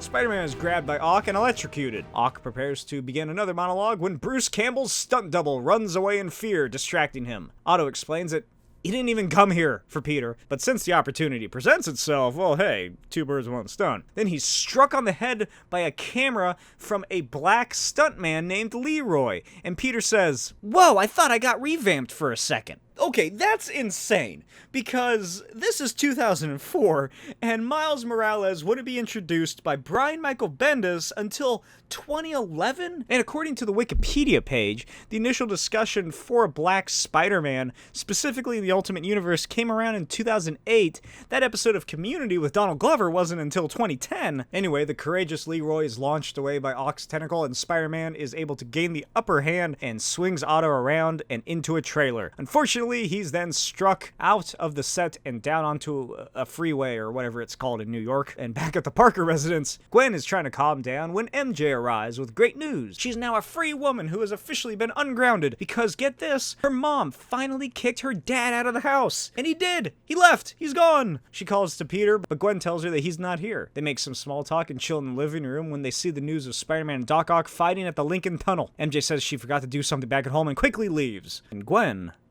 has a revelation. Spidey and Doc duke it out in a very crowded Lincoln Tunnel until Spidey takes one hit too many and blacks out. Then he wakes up bound in a private jet. Oh no. Thankfully, the only creep on board is Doc Ock, who's only gonna kill him. Peter asks what this is all about, and Ock removes his mask and strikes Peter in the face. Peter remarks that he loosened a tooth and that, oh god. Ock slides his weird little tendril pincers into Peter's mouth and rips out a tooth as Peter cries in agony, and the pilot can do nothing but sit and listen. Then Ock uses Peter's webs to gag him as he explains that Peter is here to serve him one purpose. Then he grabs a glass of champagne and pours himself a drink. Eventually, the plane lands in Sao Paulo, Brazil, and Ock gets out with the pilot and plans his next move when Spidey leaps out of the plane, having escaped his confines. He battles Octavius yet again. He pauses during the flight and notices a sign in Portuguese that says, "No longer in America." Spidey gives Ock the beatdown until Brazilian forces arrive at gunpoint. Then a federal agent arrives, and Spidey explains that Dr. Octopus kidnapped him from America and brought him here for some reason. The pilot corroborates the story, but the agent says that they both need to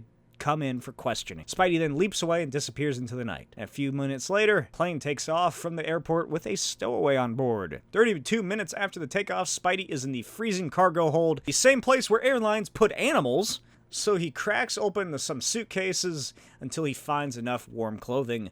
A lot of Hello Kitty stuff is what he finds. 3 hours later, the plane lands. He discovers that he's in Atlanta. Then he runs around until he finds a trunk bound for Newark Airport. About another 3 hours later, the plane lands in Newark, and Spider-Man is found in the cargo hold by some very startled employees, and he leaps out and sprints through the airport. Coincidentally, this is also the day that Aunt May is coming home. An announcement is sent out alerting passengers that the terminal is currently shut down due to a security situation, and Spider-Man unknowingly races past Aunt May, chased down by several security guards.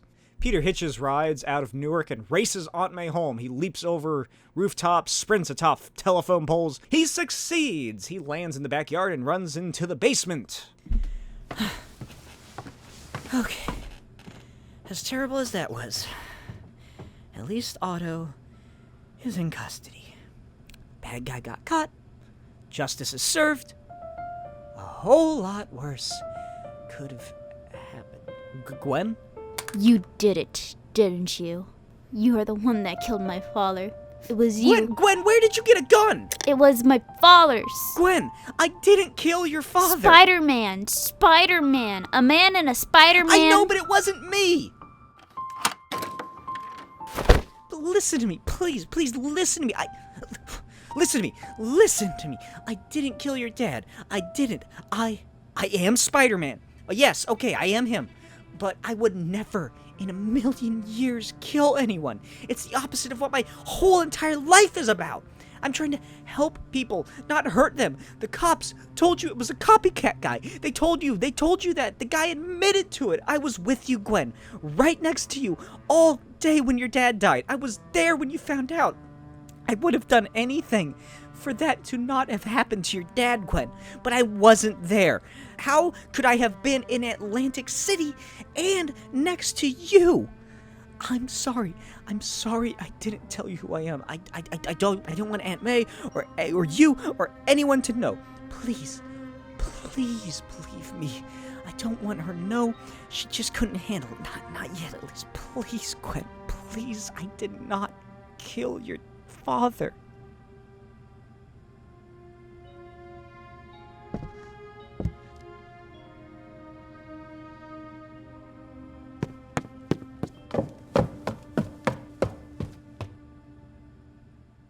Peter then quickly changes as May stands at the doorway of the basement. He comes up and tells her he fell asleep at his computer. Then she notices his face, and then he says he got whacked by a ball in gym class, and a tooth popped out. He didn't want to call her because he didn't want her to freak out, and she freaks out and grabs the phone and calls the dentist immediately to make an appointment. Then she tells him he is definitely not going to school today because he needs to rest. Later that day, after his dental appointment, Peter lies passed out on the bed when MJ walks in and softly wakes him up. Peter freaks out and jumps out of bed, startling MJ. Then they calm down and hug and catch up on what's happened, and MJ shows him the news, Fox News for some reason, that states that Ock is in custody by S.H.I.E.L.D. in Brazil, and Spider-Man's current whereabouts are still unknown. Although they do have recordings of Spider-Man atop various vehicles, and eyewitness reports of a cross-dressing Spider-Man racing through Newark Airport. Then Avi Arad is interviewed and says that they'll assess what footage they have from the fight and see if they can't make it work for the film. Peter asks MJ if she talked to Gwen at school. She says Gwen wasn't there, and Peter reveals that he told her the truth. Then Gwen walks in and says that she was going to find out eventually because she's not a stupid blonde, and she explains that she stayed in the backyard for about an hour until she then went to the movies and then hung out at the library where she looked up records of Peter's dad, Richard Parker. Then she cleared her head and came back home. She asks who else knows, and Peter reveals it's just the three of them, ignoring all the villains he's fought, the X-Men, the Ultimates, and Eddie Brock. Gwen tells Peter that she'll never betray him, especially not after everything he and his aunt have done for her. You know, now that I'm like in the know, I'm like, oh, now I get it. Now I see why Peter's such a total flake. Exactly. He was like this before. No, before I was a dork. Now, I'm mysterious. Whatever. You're a good guy, Peter. I swear to God. I don't know how you could possibly put up with half of the crap of what you do. I need a psychiatrist. I wasn't really going to shoot you. Yeah, I know. How? I have a spider sense. You have... what? I like I know when I'm in danger. Wow. Yeah. That's really cool.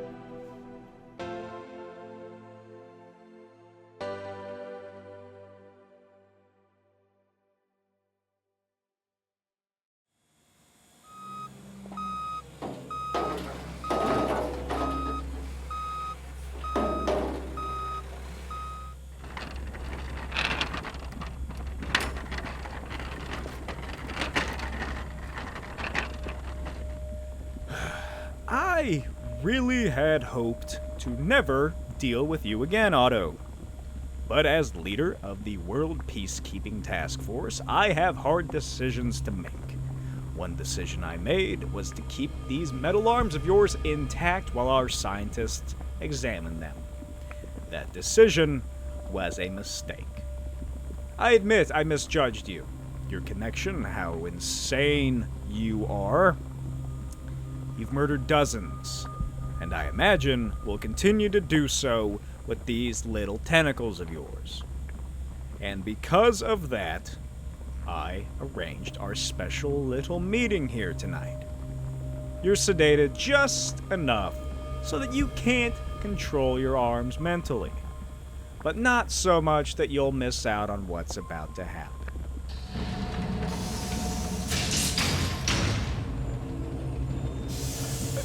No!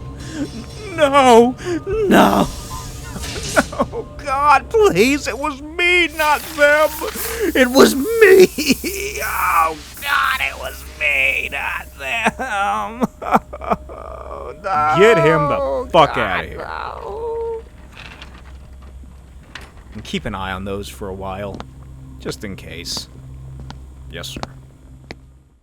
Spider-Man premieres. It's the biggest box office opening in history, a staggering $176 million opening weekend with $545 million worldwide after only 4 days. And it includes actual footage of Spidey's real fight with Doc Ock. The next day at school after the premiere, I don't know, maybe it was a 4-day weekend, all the girls flock to Kong for being in the movie. Kong answers questions and asks if Peter and MJ have seen it yet. MJ says that they haven't gotten the chance, and Kong happily tells them that he thinks they'll really enjoy it if they get the chance to, because it's a really great movie, it's so good.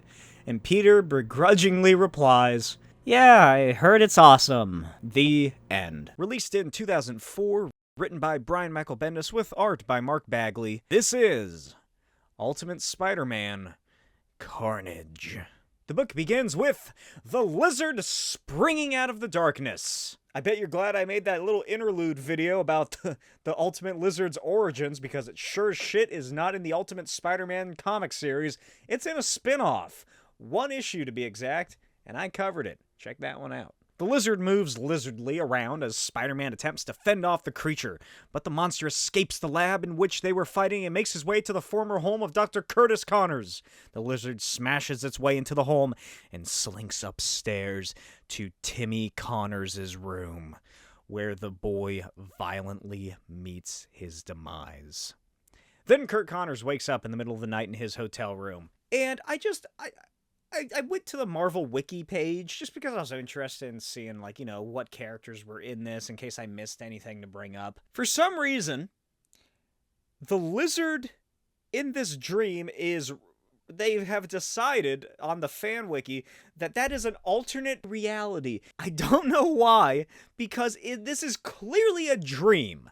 It's not another universe. It's not Kurt Connors visioning into another reality like Wolverine was doing in that video I covered last month. It's a dream.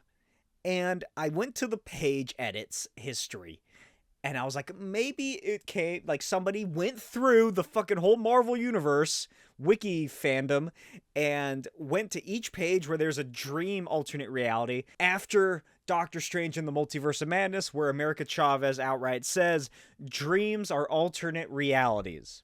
No, that is not what happened, because that was changed, 3 years ago, 2 years, or a year before Multiverse of Madness even came out? Why? Why did this person decide that instead of just leaving it as the Lizard, parentheses, dream, or something like that, they decided to make an alternate reality for it? Anyway, Kurt Connors wakes up and jumps out of bed and calls his wife to ask if his son is okay.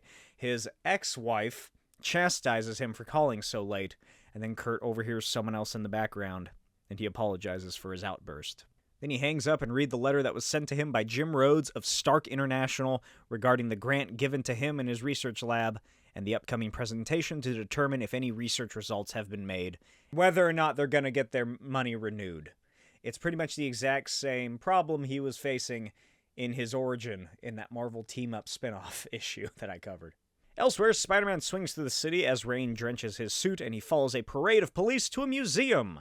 Captain Jean DeWolf makes an announcement to the criminal inside, because this is a hostage situation. Meanwhile, indoors, the supercriminal known as the Gladiator makes his demands that a 16th century emperor, Nurhachi, is to be freed. Then Spider-Man shows up, and Gladiator lets loose dozens of razor-sharp blades from his gauntlets and begins fighting Spider-Man throughout the museum. They destroy dozens of priceless relics in the process until Spidey is able to web Gladiator's face for just long enough until he beats his head in with a metal bollard. Then SWAT bust in and order everyone to the ground, including Spider-Man. DeWolf angrily orders her men to put their goddamn guns down and introduces herself to Spider-Man. The hostages repeatedly tell the police that the hero saved them, and Spidey, holding on to his injured chest, tells the cops that he's allergic to jail and escapes. Later in the night, Dr. Connors arrives at his lab at Empire State University, where he finds Peter Parker in a lot of pain. Peter reminds him that Kurt owes him one for the whole lizard situation, and Kurt reluctantly begins patching the young man up. After he's done, Peter asks how he's doing. Kurt says that he still checks his DNA strands every week. The lizard DNA, while it is isolated and dormant, is still within him. So he's not doing great. He is constantly paranoid that at any second he is going to lizard out. But Peter tells him that what Kurt was doing was altruistic. He wasn't doing it to become a giant lizard monster. He was doing it to help people. And Peter knows plenty about crazy people who just want to turn themselves into monsters. And he says that Kurt Connors is not that person. So Kurt helps Peter up as Pearly nearly coughs up a lung from being out in the rain all night and wearing a soaking wet suit. Kurt offers to drive him home, but Peter tells him that he's way faster than a car in New York City, and then Kurt offers the boy a sweatshirt to keep warm, and Peter heads out. Kurt starts to clean up when he stops and takes a look at a blood-soaked cotton ball.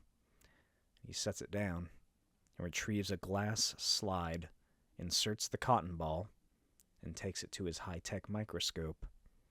And a smirk appears on his face. The next day, Peter lies in bed with a terrible fever and cough.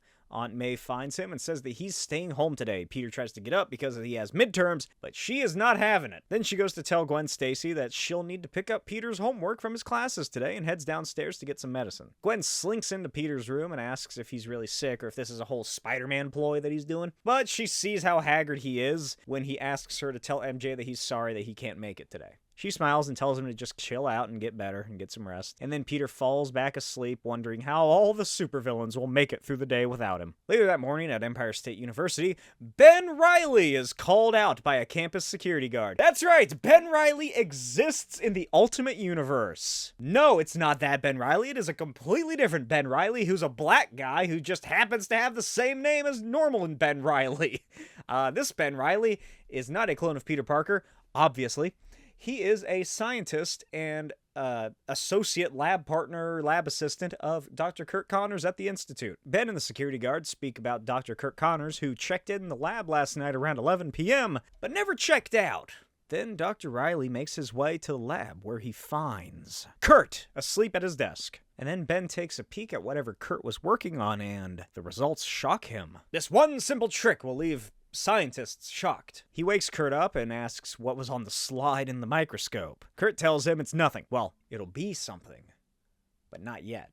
He just needs to work on it some more. And Ben says that it looks like the perfect strain of human DNA. Kurt asks Ben not to tell anyone about this, and that he'll clean up and get out of the lab. Later that day, Peter lies in the living room watching mindless daytime television when the phone rings. He answers to Kurt Connors. Kurt asks to meet and talk, and Peter explains that he's sick and actually stayed home today. Kurt suggests that he go to Peter's house, but Peter cannot risk that and tells Connors that he'll be over within an hour. Later, at the ESU Starbucks, Kurt and Peter sit speaking quietly. Now, I don't want you to be mad. Oh, no. When I put you back together last night, you left, some blood. What did you do? Nothing. No. Listen, I saw it there, and I couldn't help but look at it. What? Examine it under the microscope. Am I okay? What? Am I What? dying? No. You're fine. In fact, it's amazing. It's staggering. Your DNA sequences are like nothing anyone has ever seen before. Shh. Be quiet. How did you get your powers again? It's a whole thing. I don't want to get into it. Can you? You think you could? I know you're quite a little science whiz, but does this make any sense to you? That is a normal person's DNA sequence, and that's yours. Whatever made you, Peter, however you became you, this is an amazing scientific find. This is more than just you getting superpowers. This might be a real breakthrough in genetics. You know, I always did kind of wonder what kind of ramifications this might have. You know, in college, when I don't know, I have more time and resources or something, I was hoping to look into it. But to be honest, part of me is scared about what I'd find. That's what I wanted to talk to you about. I want your permission to run some experiments. Experiments? On me? No. On your sample. Something happened to you on a genetic level that made you more than most people could ever dream of becoming.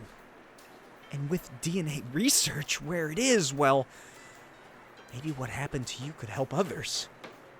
Gene therapy experiments, stem cell research that could cure illness and fight disease, cancer, diabetes, Alzheimer's, Parkinson's. My dad, before he died, he dedicated his life to curing cancer. I know. And I know something when I see it, Peter. And yes, I have been close to genetic breakthroughs before, and I've had disastrous results. I'll be the first to admit that. But that's why I'm being so cautious. I'm trying to be realistic. But I need this, frankly. This may be hard for someone your age to understand, but I am at the end of my rope. But now that I stumbled across this, I feel like there's hope. Like I may be able to discover something about my condition, and maybe even cure it. How would you explain where you got the DNA from? A lab accident, surprising side effect from another experiment. It happens all the time. That's why stem cell research and cloning is so controversial. Dr. Connors, what are you asking me exactly? For me to take your DNA without telling you and start poking around in it would be unethical. It is yours, not mine. So, I am asking permission. Anything I find, it's ours, split right down the middle. If I find nothing, well, that's yours too. But this Could take years, Peter. Years and years. And you might very well be one of my students at the university by the time anything comes of this. But we have to try. It's almost our responsibility. Yeah. Okay. Yeah. Excellent. 2 months later, the Punisher's in a shootout with Boomerang. Spider-Man takes Boomerang out of the line of fire and webs up Punisher's Uzis and breaks the barrels and webs him up something special. Then Boomerang rocks up and offers Spider-Man half the loot he scored after saving his ass. And later, Spidey laughs and watches as the police arrive to find both the Punisher and Boomerang all webbed up. Then he notices that he must have been grazed by a bullet and heads to Connors' lab. Kurt again patches Peter up because it makes MJ nauseous when she has to do it, and they catch up for a little bit. And Peter notes that Kurt seems healthier and happier since the last time they met. Kurt tells him that the research money for the year was renewed, thanks in part to their little arrangement, and Peter asks to see what they've gotten done so far, but Kurt says that they'll have to do it tomorrow because he's having dinner with his kid tonight. He finishes up and Peter apologizes again. Kurt asks if he got hurt saving somebody's life, and when Peter says that he did, Kurt smiles and tells the boy not to worry about it. Then Spidey climbs out and swings away. And Kurt cleans the area, and then makes his way to a locked door at the rear of the lab, and he enters the key card and heads inside to find Ben Reilly alone. Kurt says that he's heading out for the night and he just wanted to see how everything's going. Ben tells him that everything is smooth and operational, but Ben thinks that they'll need to up the temperature for the next incubation stage. He also says that he'll walk Kurt out since he wants to go grab some food, and then the two leave the lab, as a grenadine hand forms from a cloudy, dark sludge within a large tube, and a horrific, fiery, cinder-black and red entity flows through the cloud and gazes out of the glass with burning eyes. This episode is brought to you by My Comics, specifically the Custodians Agents of Cross, which I am serializing over on my Patreon, patreon.com/Smokey's videos. It's over 60 pages of pure comics for only $15, but you can see it serialized weekly over on my Patreon for as little as $2. It is a love letter to the Silver Age filled with fun characters, crazy stories, and even fake advertisements. I'm also serializing each issue of Destructo Boy, a fun sci-fi zany epic that is fit for the whole family and follows a little robot on a giant space station as he battles crime, villainy, and giant monsters and whatever threats should arise to his home. Each weekly serialized post includes commentary and annotations on the comic. I am also posting commentary tracks for the MCU, the Snyderverse, and any movies in general over at Pop Pop Popcorn, which I will be posting a audio commentary track of any movie and a follow-up discussion video. There's also behind-the-scenes progress posts of The Custodians as I'm working on it, original art, and much more. The next day, as the sun sets in New York City, Dr. Reilly returns to the lab and quickly discovers that the incubation tank lid has come off, and the little experiment that they dubbed Little Ben is gone. He calls up Connors, asking if he took Little Ben. Connors says that he did no such thing, and Ben freaks out, trying to figure out who would steal their experiment from the incubator and why. Connors suggests industrial espionage and asks Ben if he told anybody about the experiment, but Ben says that he never told a soul, and then a scream comes from outside the lab. Ben races down the hall to the stairwell and discovers a decayed body of a security guard who had been drained of all of his bodily fluids. Did you hear about the party at Tyler's this weekend? Let's hit up Abercrombie. Oh my god, it's true. When Stacy's at the mall, I thought I was hallucinating. I needed socks. Where else do you get socks? It's a conspiracy. And, what on earth are you dressed as exactly? I'm a fry girl at Big Easy Cajun. Oh, I am so sorry. I need money. Since my dad left, you know, and it keeps me busy when Peter is out. I just realized I don't think we've really talked since you found out. It's cool, you know, though. I never really had anyone to talk about it. You know, one time, I got in the middle of it. One of his villains. I almost died. No way. Peter saved me, but yeah, Kinda scared me, but I'm okay now. It never occurred to me that we might be in danger. Or not. Not really, I mean. Yeah, you could, like, get mugged walking to the bus or something. Stuff happens. You know what? I kind of like Peter more now that I know he's you-know-who. I mean, not like. I know there's been, like, some tension between you guys because of me living in his house, but, he adores you. Doesn't even look twice at me. He doesn't even do that thing guys do where they check out my butt when I walk by. He's like my little brother, my little superhero brother. There's a lot of things to worry about, MJ, but me and Peter is not one of them. Okay. I don't even know if I like boys. Are you messing with me? Yeah. You are such a freak. You thought I was going to break up with you because I didn't like the movie. Well, you seemed angry. Lewis, that's so stupid I can't even... Gah! What is that? A kid? They look hurt. Should we help? Hello? Are you okay? So we'll call the cops. Oh my god! Ah, no! No! Please, please! Somebody help me!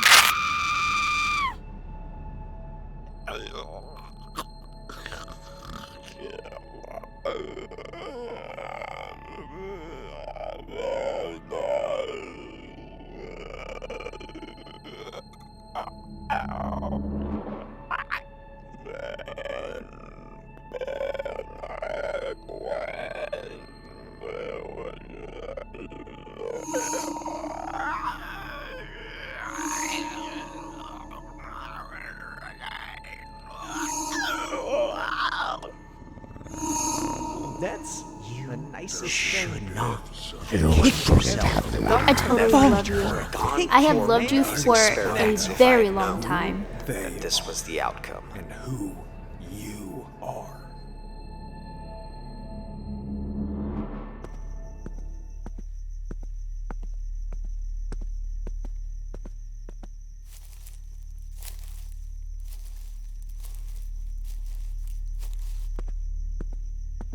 Ugh, forgot my key. Idiot. I hope Peter left his secret spider hatch unlocked. Come on, man! Hello? Peter? Who's there?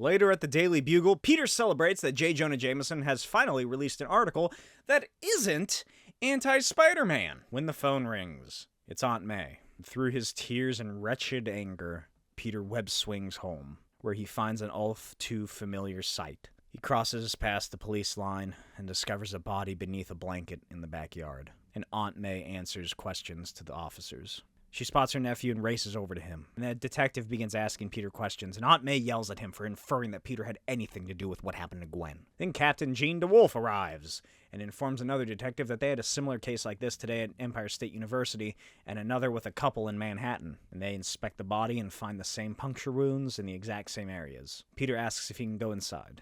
Peter rushes downstairs, rips open his backpack, and screams into his costume. Later that night, Peter and Aunt May are at the Watson residence. May tries to get in touch with Gwen's mother, but someone else answers the only number that they had to reach her. Aunt May tells the person to tell Gwen's mother that the daughter she abandoned is dead, and hangs up before silently walking away after getting into an argument with the person on the other end. MJ's mother offers to let them stay for as long as they need. Peter quietly thanks her and sits in silence. Later that night, MJ brings Peter a pillow for the pull-out couch, and she tells him that she hid his costume up in the closet. and she wishes that he could sleep with her in her room. Then she asks if this is Spider-Man related, and Peter says that he doesn't know. He just tells her that he loves her, and she repeats the sentiment. Then MJ tells him about the conversation that she and Gwen had at the mall. I didn't think I was a good friend to her at all. You were. What's the point of all the crap I go through? Trying to help people if I can't stop the people that I love. Peter, it's not your fault. Later in the evening, Peter sits wide awake, attempting to figure out who could have killed Gwen. And then he looks out the window and sees Dr. Connors standing outside of his home. Peter marches across the street and clocks Connors in the jaw and demands to know what he did, what kind of monster he turned himself into this time. We spliced together some DNA strands for experimentation about 40 different genetic equations, but we inadvertently created a rejuvenating organism and it disappeared. One of the experiments, we took your DNA and some of mine to see if my codes could learn from yours, but it wasn't working.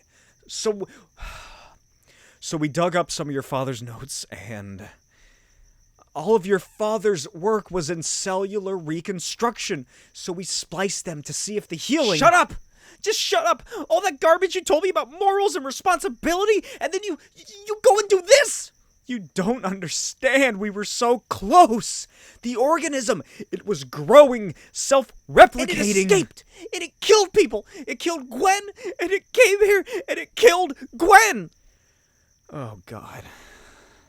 I swear I was calling to tell you. I was calling to warn you, but you didn't answer, so I came here to make sure you were okay. And I don't understand what happened. I don't know how this could have happened. You mixed my genetically altered DNA with your genetically altered DNA using my father's stolen work just to see what would happen?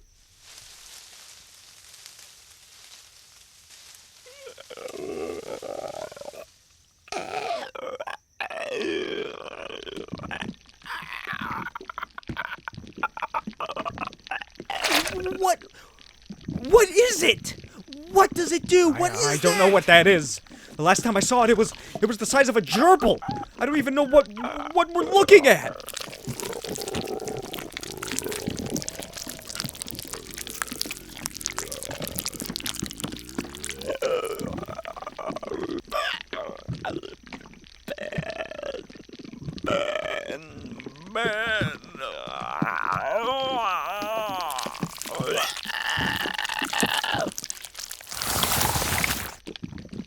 Get back in your car and to your lab and figure out a way to kill it. Because if you don't, I'm throwing you in the room with it and locking the door.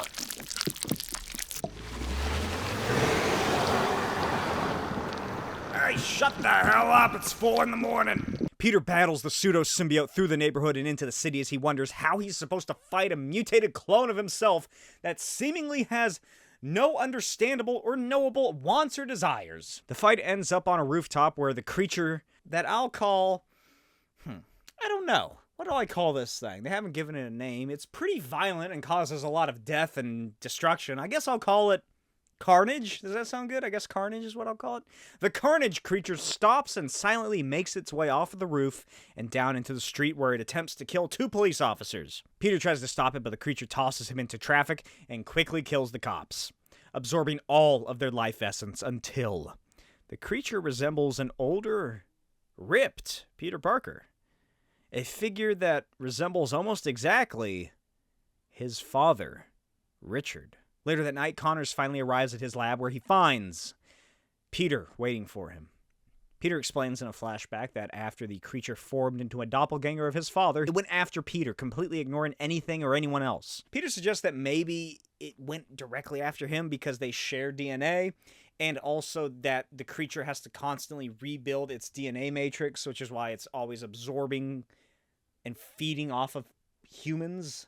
Peter fought the creature through the city, eventually ending up in a factory where the living virus that is Carnage, and he fought to the top of a smokestack. Peter tricked it by appearing to have jumped into the stack, but lingered against the inner wall, as the creature fell deep within the molten pit below, where it perished completely. And even later that night, Kurt Connors arrives at the police station and announces to Captain Gene DeWolf that he is the reason 3 people were killed. At 7:42 a.m. the next day, MJ finds Peter alone and awake in the living room, and he tells her that he's done being Spider-Man. Spider-Man is no more! At the same time, Dr. Ben Reilly arrives at the lab to find the police ransacking the place. The police explain that Connors told them everything and they are closing down the lab completely, meaning he's out of the job. Ben asks if he can at least collect his belongings, and they agree.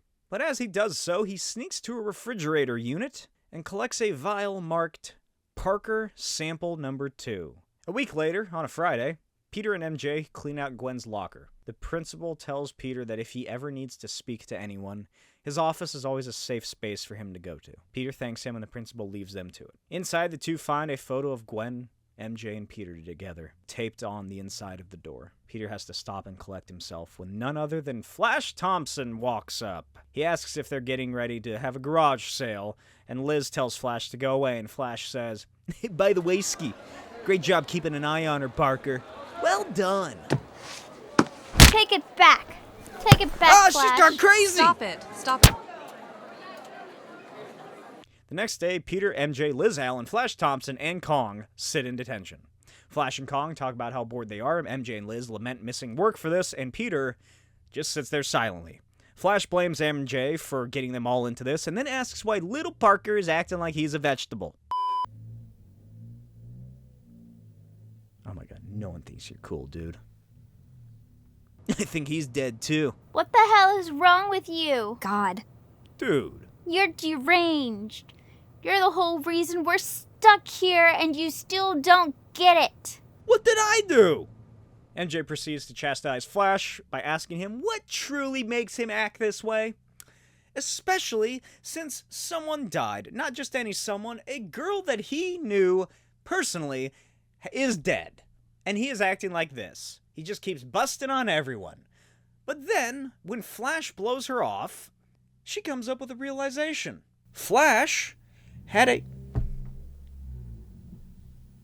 I don't know if you can hear that, but I fucking hate car culture. No one thinks you're cool, dude.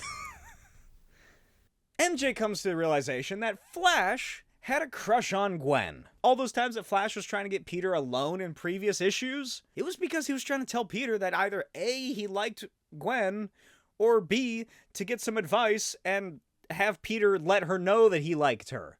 But Peter kept blowing him off because he didn't want to talk to him because he figured he'd get bullied or something. Flash then shouts at MJ to shut up and barges out of the room.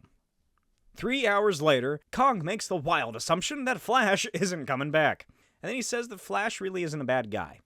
And Peter speaks for the first time all day when he says, "Yes, he is. I've known Flash since I was 7. I've met a lot of bad people. And he is a bad person.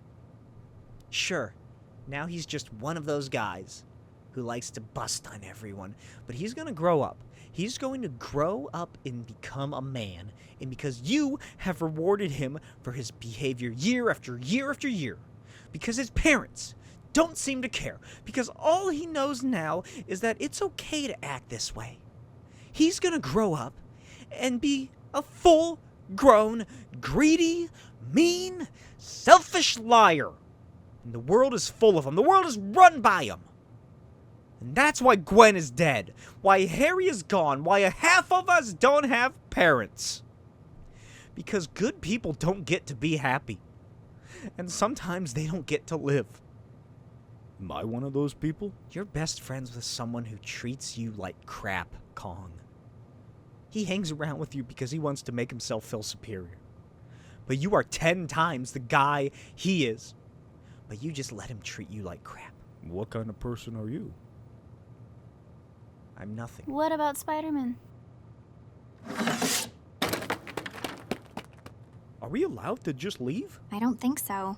Peter makes his way outside into the roof, where MJ is unable to get to. She apologizes, and Peter tells her that he's not mad at her, he's mad at himself. It's all just too much. He's failed too many people. And MJ tells him that not everything in the world is his fault. Peter says that he wanted to make a difference, but he can't even help the people that are around him. And all that being Spider-Man has granted him is a front row seat to see how shitty and awful the world really is. If it wasn't for Spider-Man, he'd have the blissful ignorance of a teenage in his youth. But instead, he doesn't. He has this life. MJ says that she'll know that it'll get better because people like Peter Parker exist. But Peter walks off and leaps away. He runs through the city over the rooftops until he hears a woman screaming. A group of thugs are holding her at knife point and trying to steal her purse and do worse. Then Peter swings down, covering his face with a makeshift mask. He kicks one of them in the ribs, no doubt breaking him, and slams another into a brick wall before pulling him by the hair and snatching the third by the throat. He then holds them up a couple feet in the air against the wall, his grip slowly tightening as he tells them that today is the day that they change their lives. Then he lifts them over to the woman and orders them to apologize. And after they do, all three scurry away in fear. And the woman hugs Peter and thanks him. Peter hugs her back and closes his eyes, no doubt imagining that it's Gwen he's hugging. And he races up the building and onto the roof, where he removes the mask, takes a deep breath, and looks over the city, and apologizes to Gwen Stacy. The end. Released in 2004, written by Brian Michael Bendis with art by Mark Bagley. This is Ultimate Spider-Man versus the Ultimate Marvel Universe. And this book begins, I don't know, maybe 2 months after the previous Carnage story arc. It doesn't say. The Ultimate Spider-Man timeline is such a piece of shit. It makes no sense at all. And you'll learn eventually. Seemingly, this all takes place over the course of a year, which already doesn't make sense based on the Hollywood story arc. So, I'm sort of headcanoning how I think this makes sense. The whole thing with Ultimate Marvel really should have been, this universe takes place in real time. I don't know why they did that. They did every other thing they could possibly think of to differentiate themselves from the normal Marvel universe, except not have the Marvel's sliding time scale. For some reason, they kept that part. Tirade over.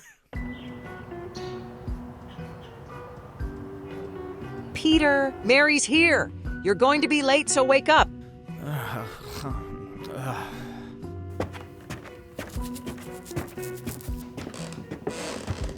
What the hell is going on? I know. We're not moving yet, but I wanted to get a head start. Huh?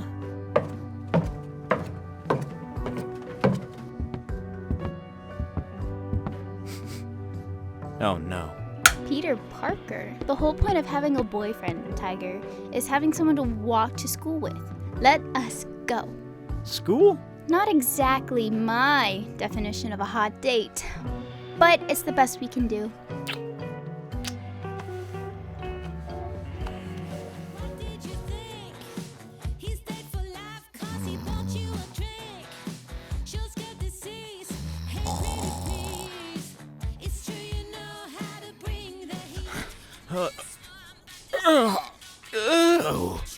What's that smell?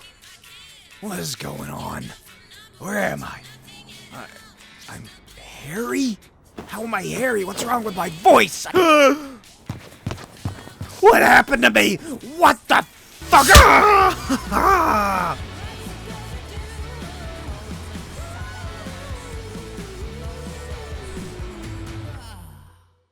Wolverine and Peter Parker have swapped bodies because someone thought that that would be a good idea. Back at the Parker residence, Aunt May calls Peter to answer the phone from a call from the Daily Bugle. Peter answers, and on the line is a gruff, hairy man calling from a payphone. Peter demands to know what Wolverine did to him and why he's in his body. Wolverine says he has no idea, and Peter orders Wolverine to go to school for him because he's already cut 10 days this semester and can't cut another one. Then he makes like a weirdly anti-mutant spiel and tells Wolverine to get out of his house, and also where they'll meet. Then Peter accidentally cuts off his pinky and the payphone, but watches as it grows back in amazement. Later that day, Wolverine in Peter Parker's body ogles some cheerleaders when MJ notices him. She asks what's wrong and if something happened last night, and Peter grabs her shoulder and says, "Babe, listen, talk time's over, so why don't you go play with your Barbie or whatever it is you do around here?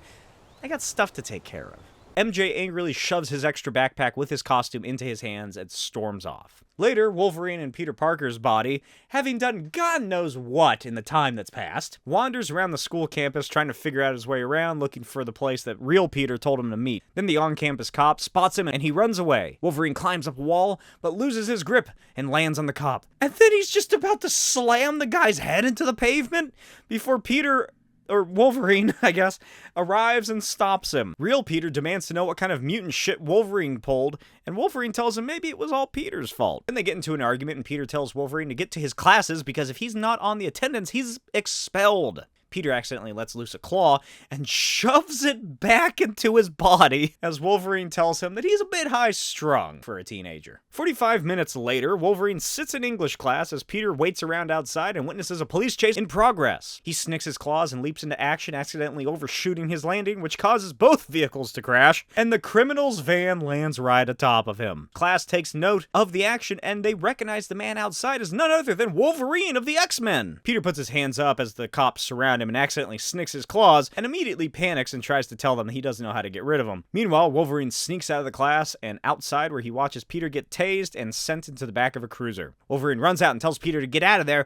as the cops hold him back. Peter shouts to put on the costume and never go out in public without it, also that he hates Wolverine, and Wolverine returns the statement. Later in the clink, Peter receives his free phone call. 40 miles away in Westchester, New York, Kitty Pryde answers the phone. Peter explains to her the situation, and then Kitty just starts cracking up as she hands the phone over to Storm, but Peter accidentally snicks the phone in two and is once again tased. Meanwhile, Wolverine takes one look at the costume and decides that he's not wearing that stupid thing. But he's gonna respect Peter's privacy and his wishes to not reveal his identity, and just wears the mask. And web slingers, obviously. Then he figures out how to climb through the city, very haphazardly. Later in the jail, a guy in a Spider-Man mask breaks in and clobbers the police and frees Wolverine, aka Peter. The duo escape and get into an argument until Wolverine asks what the last thing Peter remembers doing in his own body was. Dude, listen to me. Last night I did my homework, talked to my girlfriend on the phone, and fell asleep in my clothes reading The Hobbit. You weren't bouncing around as Spider-Man fighting one of those idiots in a costume? No, this isn't my fault. I'm not the mysterious mutant with the mystery past who lives in a mysterious school with a bunch of mysterious mutant misfits with the mysterious freaky powers who fight giant mysterious robots. Of course this is your fault. You know this is your fault. But before they can continue this riveting conversation, an explosion followed by screaming echoes through the neighborhood. The two find none other than the Shocker, and he's quickly dealt with when the X-Men show up. I told you to stop hitting on me, Logan. He hit on you again, Jean? Wait, what? Logan, I told you. Wait, Logan?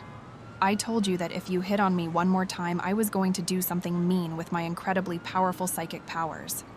I put your brain in the place it least wanted to be.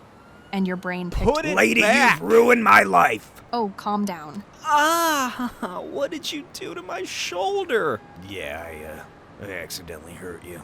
God, I hate you people. You know why? It's not because you're mutants. It's because you're all a bunch of— That's why you—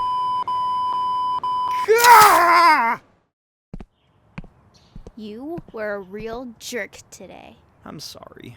If I could find the English words to describe how crazy of a day this was, I would. You know me. That wasn't me. I wasn't myself. I'm sorry. It's okay. But can I ask you something? Sure. That thing you tried to do this morning, can we not do that till we're older? Huh? I hate it.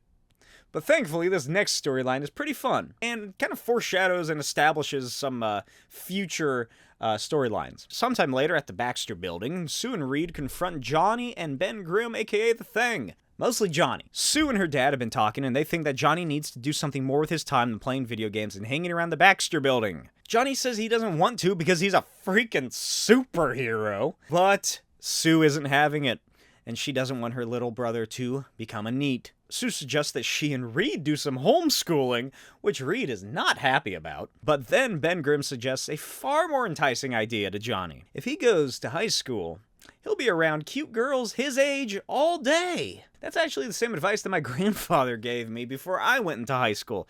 He said that if it was anything like his high school experience, my pants would be too tight to properly walk around. Johnny comes to the realization that Ben Grimm is correct and agrees to go to school. Sometime later, as the school year approaches its end, I suppose, it must, based on how everyone is dressed, summer, springish, I guess, and the fact that they go to the beach in this book later. Like I said, the Ultimate Spider-Man timeline just makes no sense, so I'm just trying to make it manageable. So this must be near the end of the school year. At Midtown High, MJ and Flash get into an argument again, and everyone go their separate ways to lunch. Except for Liz Allen. She's noticed the new kid in school.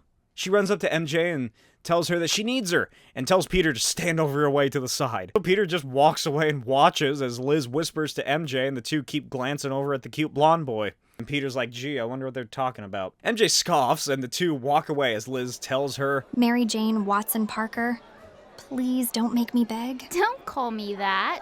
Come on. It does have a nice ring to it. Mary Jane Watson Parker. This isn't making me want to help you. Later at lunch, Liz and MJ sit with Peter as they continue to discuss the new boy, as Johnny receives a call from Reed after he uses his powers to heat up his lunch. Reed immediately tells Johnny not to use his powers in front of the other kids, and explains to him that Johnny's wristwatch is actually a monitor, and then hangs up. Then a cute redhead walks over, right up to Johnny, and he introduces himself and starts putting on that trademark Human Torch flame charm. MJ says that she already has a boyfriend, but she does have a friend that likes him. MJ then explains that Liz wants to know if Johnny's seeing anybody, blah blah blah. Johnny asks if Liz is nice. MJ tells him all about her. MJ tells him that their group meets up in the parking lot after school, and usually they end up going to the mall. So later in the parking lot after school, Peter and MJ watch as Liz and Johnny talk. MJ says that she's been extra cute lately because she hopes it'll snap Peter out of the slump that he's in. Then she gives him a kiss and says that she has a great idea. A fancy date night. She wants to dress up in fancy clothes and go to someplace nice and have like a really fancy dinner like there are a couple of adults. And, you know, after everything they've been through, she thinks that they definitely deserve it. And then she says that she kind of likes Peter not being Spider-Man anymore. And she loses Peter's attention because he walks away solemnly. But then Liz walks over and tells them that she's going on a date with Johnny to the beach this Friday and invites them along because her mom would never let her go alone with him. Peter's not sure if he wants to go, so MJ has to say one single word to convince him. Bikini. Cut to Friday afternoon. The gang watches as Johnny swims in the ocean. Kong wonders why Johnny, who is a senior, is hanging out with them, sophomores. MJ says it's because he's new and doesn't really know anybody, and then Liz fawns over how Johnny has 0% body fat, and then he heads back to shore and lies down with him. Liz asks Johnny where he's from, and he immediately brushes it off by asking where they're going for food.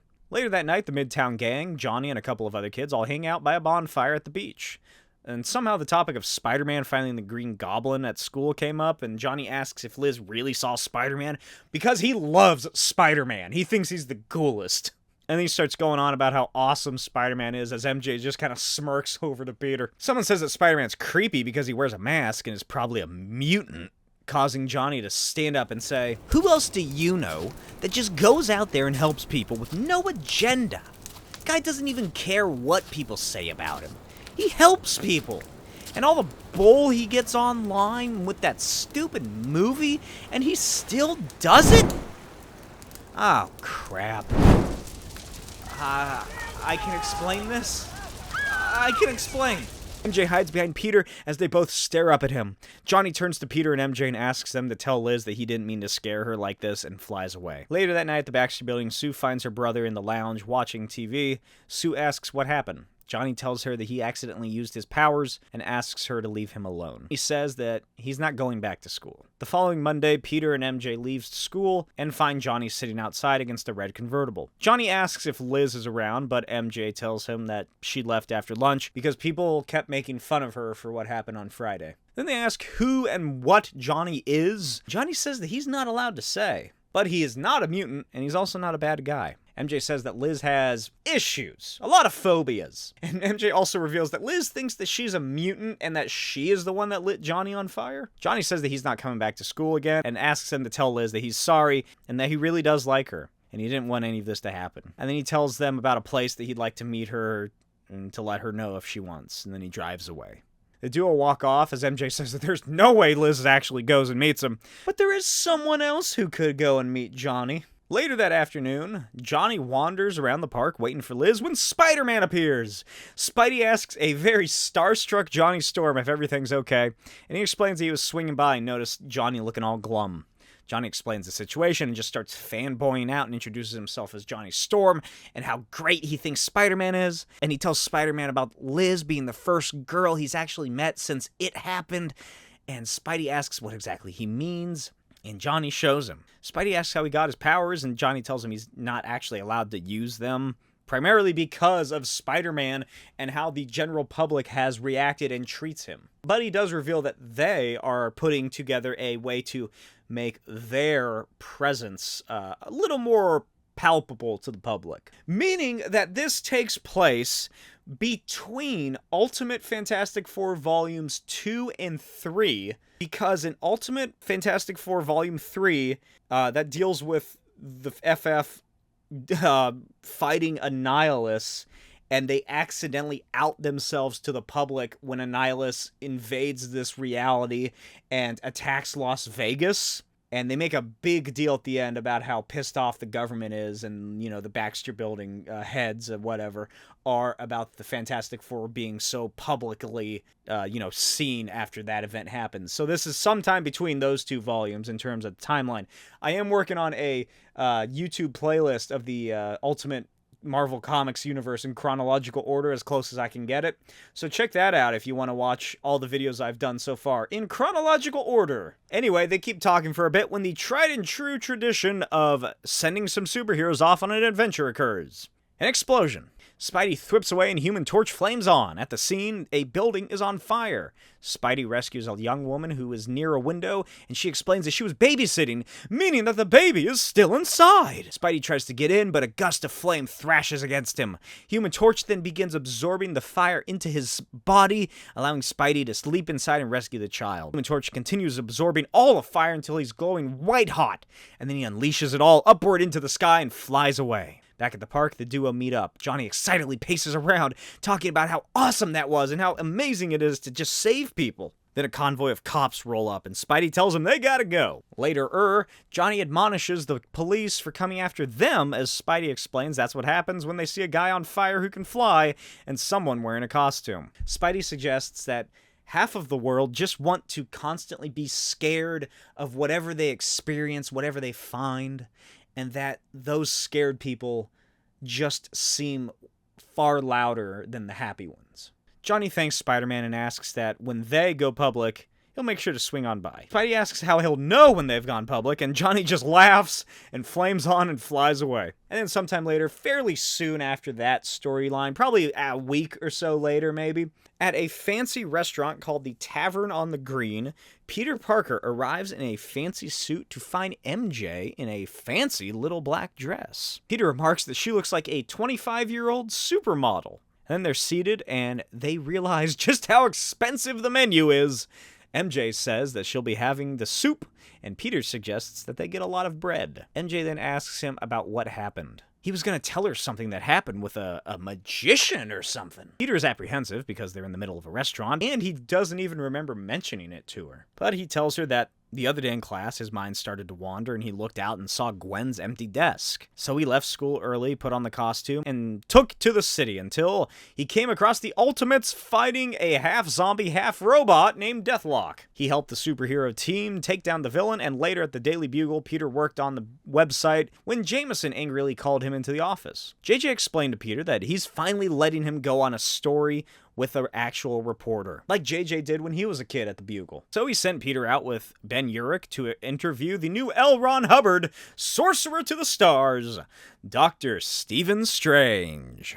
In the present of the restaurant, Peter tells MJ that he felt like he's met Doctor Strange before, but he has no memory of it. Then we get a television special all about Dr. Stephen Strange Sr. by reporter Patsy Walker. It details who Strange was, the dramatic reenactment of his car crash, which killed his then pregnant wife, his journey across the world, and eventual falling in with occult teachings in the Himalayan mountains. Then they interview Clea Strange, Stephen Strange Sr.'s second wife, and bearer of his child, Stephen Strange Jr. Patsy Walker discusses all the theories surrounding Strange Sr.'s disappearance, and then discusses his son, Stephen Strange Jr., and his rise to fame as the sorcerer to the stars. Later in the evening, Ben and Peter arrive at Strange's sanctum, where they meet Wong, the manservant of the home. Ben tells him that they have an appointment to speak to Dr. Strange, but Wong says that the doctor's unavailable right now and shuts the door on him as Peter's spider senses tingle. Ben begrudgingly hails a cab. Peter tells him that he has to get home since he lives all the way in Queens. Back in the present, Peter explains that he felt something was going on inside Strange's mansion, as MJ makes some strange small talk. Peter continues his story. He smashed his way into the sanctum, made a Talking Heads reference, and discovered Wong standing over Strange, holding a mysterious amulet. Peter continues to tell MJ the story when he notices that her skin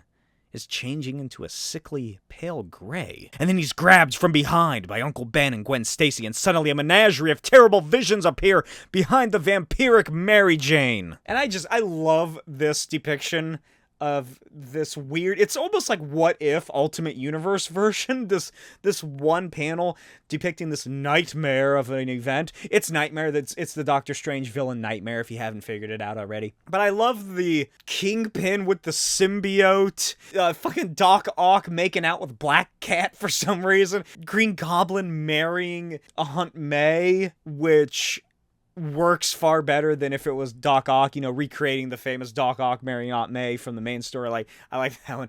And then I don't know what the floating heads are in the back. People taunting him, I guess. I don't know. Back in the real world, Doctor Strange has awoken to find his sanctum window broken, Wong unconscious and webbed up, and a sleeping Spider-Man splayed across his parlor room floor. He frees Wong from the webbing with a magical spell that accidentally gets rid of his shirt too, revealing that Ultimate Wong has at least one pierced nipple. Wong goes to Spider-Man and takes off his mask, and Strange asks if he could possibly remember being here before. It's another Ultimate Marvel team-up. That was also how Doctor Strange was introduced to the Ultimate Marvel Universe, a character that I don't think ever gets used after this story, maybe a couple times, until he's finally brutally murdered in Ultimatum. Wong asks Steven what he remembers last. Steven says that he was meditating, and Wong asks if he actually cast a astral defense spell before meditation. Strange says he did not, meaning that he accidentally left the astral plane open, allowing possession to take place. And then Steven leaves to collect his father's magical books. Meanwhile, in the nightmare world, Peter is chased through an empty New York City by a deluge of nightmarish heroes and villains alike. He lands at a picnic in Central Park,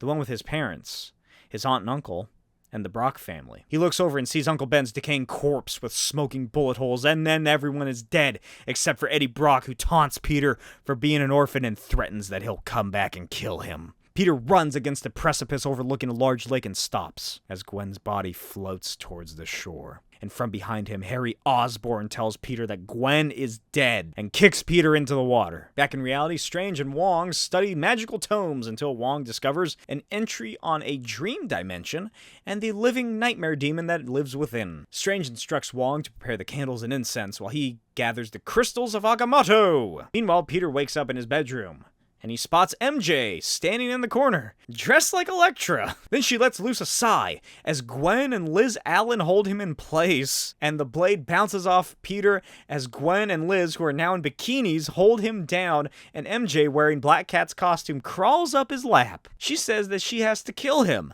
before he gets her killed. And then she screams that she'll die because of him, and that everyone he loves will die because of him. Then Peter's in the Daily Bugle as Jonah, Robbie, and Ben place bets on who of Peter's loved ones will die first. Then this robot thing attacks Peter as MJ cheers for it to kill him. Then the building becomes Venom and Doctor Strange appears in giant form, demanding that Nightmare let Peter Parker free. The robot turns into Aunt May, then Green Goblin, then Mary Jane until its final form is revealed. Doctor Strange begins casting a plethora of spells against the demon until it turns into Stephen's father and blasts the Doctor with nightmarish psionic energies. But Stephen Strange breaks free, enraged that the demon would use his father's image against him, and destroys it. Strange floats over to Peter and plucks an eyebrow off of him. Peter wakes up in a panic as Stephen explains that none of that was real. Then he says that he's been here before. But Stephen had to cast a memory spell on him, so he's probably experiencing a lot of deja vu right now. Peter freaks out even more and leaps out of the window, having forgotten his mask.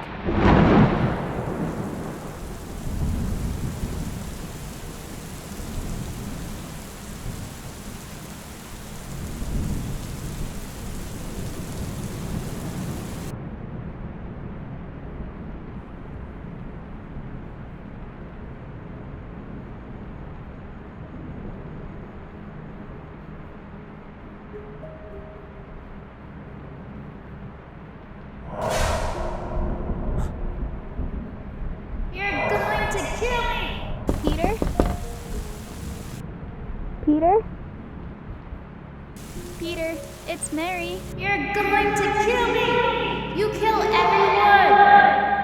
Kill me now! Just get it done with!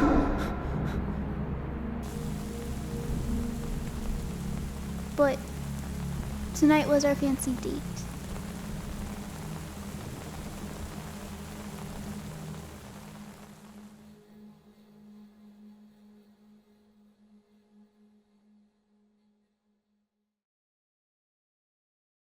Released in 2001, written by Brian Michael Bendis with art by Matt Wagner, this is Ultimate Team Up, Spider-Man and Wolverine. And in a way to sustain synergy, that buzzword that it is, Ultimate Marvel, I should say, Team Up #1, released the exact same month as Ultimate X-Men #1. So this is the very first ever interaction between Ultimate Wolverine and Ultimate Spider-Man. The book itself opens up in a New York subway station as Logan stands at the platform listening to a couple argue over whether or not the term mutie is a racist slur and how mutants don't deserve any rights. What are your thoughts on that? Let me know in the comments below.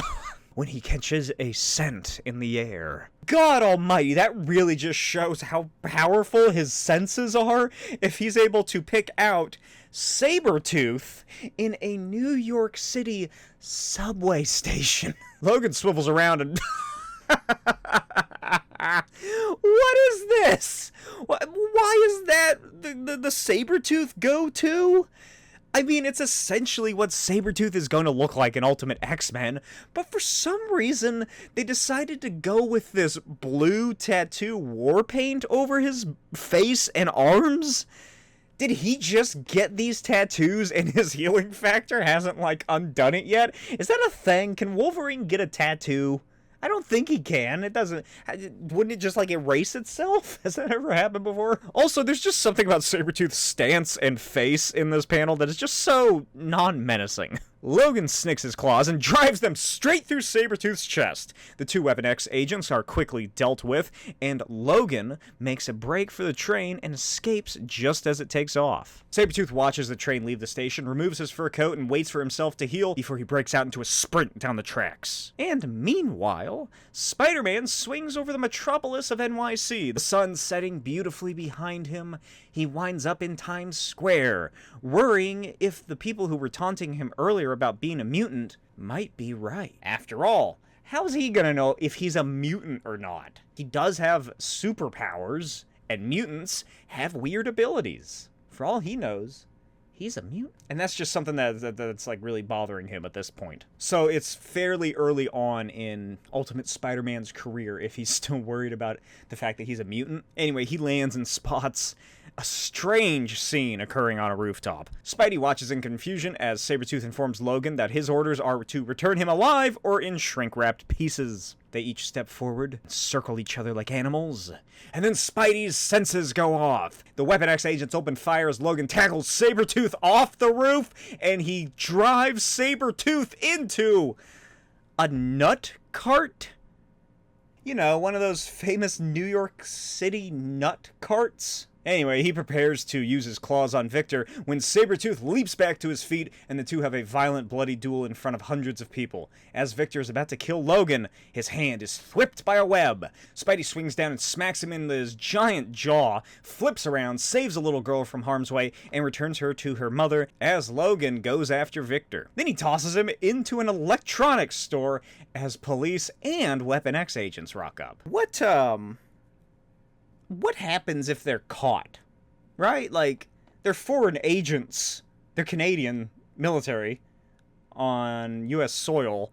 I'd imagine they probably have, like, some fake credentials or something, or maybe they just buy them off, or probably more likely kill them. Anyway, the crowd quickly turns on Spider-Man for some reason. Everybody starts tossing stuff at him, except for this one guy in the crowd who tries to stop him and shouts that they all just watched Spider-Man save a little girl. The other half of the crowd, meanwhile, goes after Logan and Victor. Then the Weapon X agents arrive, but Spidey steals their guns before they can use them, but the police can use theirs. Spidey grabs Logan and the two quickly escape the police gunfire. They land on a rooftop near that big famous church that will later appear in the Ultimates, as Spidey tells him that they need to go to the hospital. Logan tells him to just give him a second, and then Spidey watches in horror as Logan's body repairs itself. Spidey begins chattering and asks Logan all kinds of questions. Logan tells him to just go home and do his homework or something because he can smell his youth. And Spidey says that he wants to help him. Logan asks how the kid even knows that he's a good guy in all of this and then just takes off.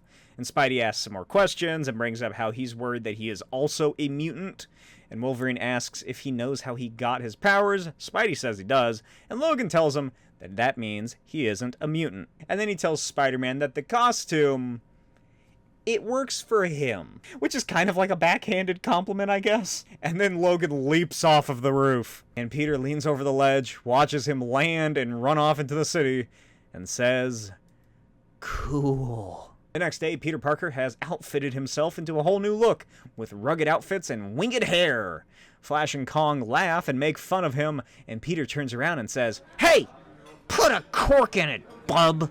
Then he marches off, sits down to eat, and is immediately pummeled by Flash and Kong's food. The end. Released in 2005, written by Brian Michael Bendis with art by Mark Bagley. This is Ultimate Spider-Man Hobgoblin. The book begins 9 months ago. 9 months? The gestation period of a human? That's all the longer that Peter Parker has been Spider-Man? Everything that we've seen of him has happened in only 9 months? They made a fucking movie and released it in 9 months?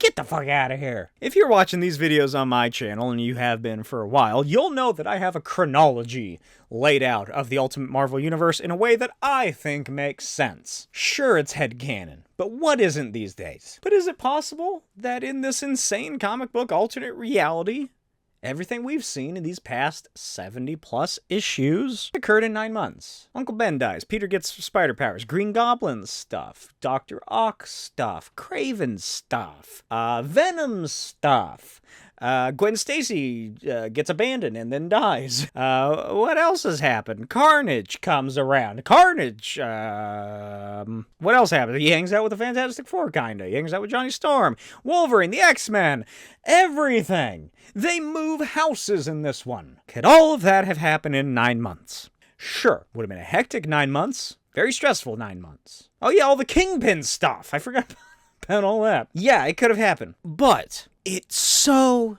greatly diminishes the story and the growth of not only Peter Parker, but the entirety of his friends, family, and villains to have it happen in such a short period of time. That's why here at Smokey's Videos, we subscribe to the high school theory that the entirety of Ultimate Spider-Man, specifically the Peter Parker stuff, because I've actually never read the Miles Morales Ultimate Spider-Man, takes place over the course of his entire high school career. His freshman year began with the first issue and goes to the late 30s whenever the Venom arc ends. That's the end of his freshman year. It shows how Peter gets his powers. It shows Uncle Ben's death and the tragedies that he faces and the beginning of his hero's journey, and introduces key relationships that last for the entire series. It also ends on a pretty dark, sinister note for this sort of first act,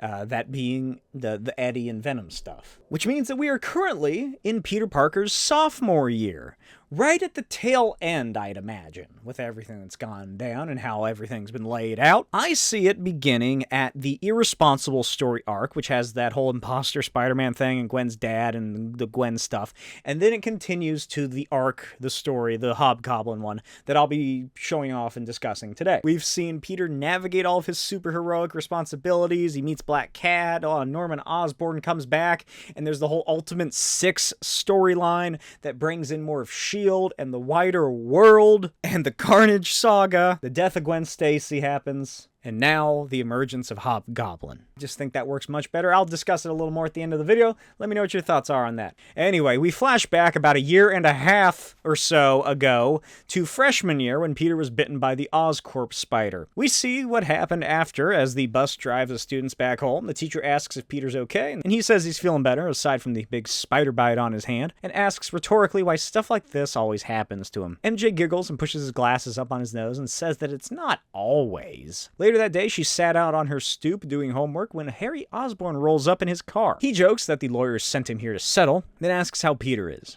MJ informs him that Peter is still at the ER with his aunt, and he asks why she didn't go with him. She asks why. He says that he thought that Peter was her boyfriend, especially after all the cuddling they were doing on the bus. She asks how he could tell since he refuses to make eye contact with her in public. And Harry tells her that he didn't mean to make her feel like he doesn't like her. He's just never had a girlfriend before. And then they kiss. That's right.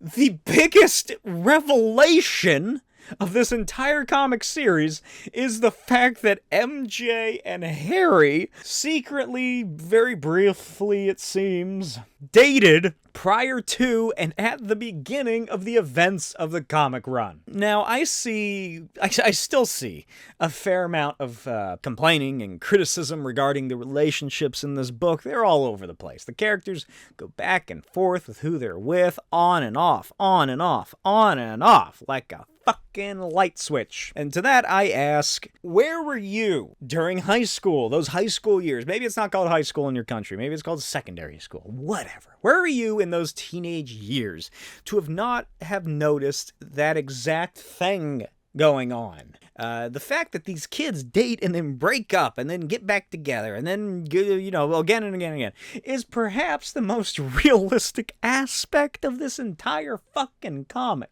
Back in the present, Spider-Man is down for the count at a massive Roxxon lab in downtown New York. He dangles from the massive hands of Killer Shrike. Killer Shrike marches to the scientists and demands that they hand over all the adamantium that they have housed in their safe. They watch him, speechless, and Killer Shrike props up Spidey and threatens to cut him open right there in front of him and spill his guts out on the floor. And one of the scientists tells him to go ahead because they have no relation to Spider-Man and don't know who he is. And Spidey springs into action after playing possum and slams him to the ground, webs his face, and takes him down. Then he asks the scientists what the whole deal about this place is and what the heck adamantium is, and they all look around confused, and Spidey tells these ungrateful weasels to have a great day. Then he swings through the city, across the bridge, and all the way back to Midtown High School, and he arrives late to lunch as the trays are emptied and put away. Then MJ calls out to him, and Peter turns around and finds Harry Osborn. Peter is shocked and asks if he's back visiting or if Harry's back. And Harry charmingly says, he's back, baby. They all head out into the hallway into class, and Peter holds MJ back and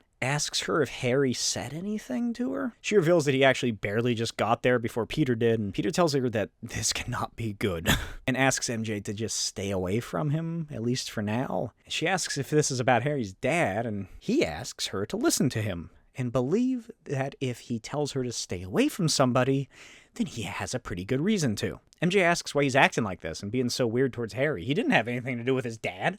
And Peter nearly has a breakdown. Oh my god, I'm not talking to you like anything. Every time I ask you to do something, you give me 20 stupid questions. Just don't ask me questions. Just say okay. And every time you don't listen to me, MJ, you get thrown off of a bridge. So could you do me a favor and just do what I say? I didn't kill Gwen Stacy. Later that day, Peter arrives at home to find May still packing up, getting ready for the move. She asks if NJ's coming over to help, and he makes up an excuse. May, clearly sensing that something is amiss, tells him to head on in and start packing his things up, and she'll order a pizza.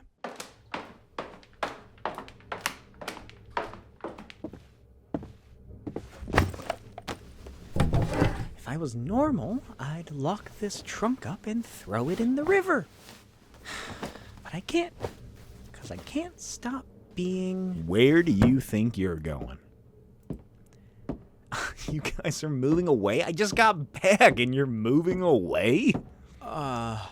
We got a new house a couple blocks away. You know, it's no big whoop. Why? Well, first my Uncle Ben died, and then there's this girl. Gwen Stacy? Yeah.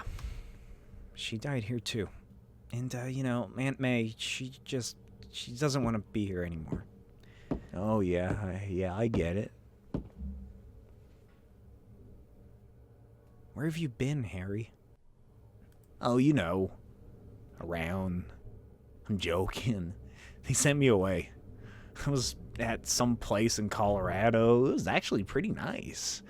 And they were just, you know, keeping me away from my supervillain dad till I don't know, it was safe to come out. So you do remember what happened? Remember?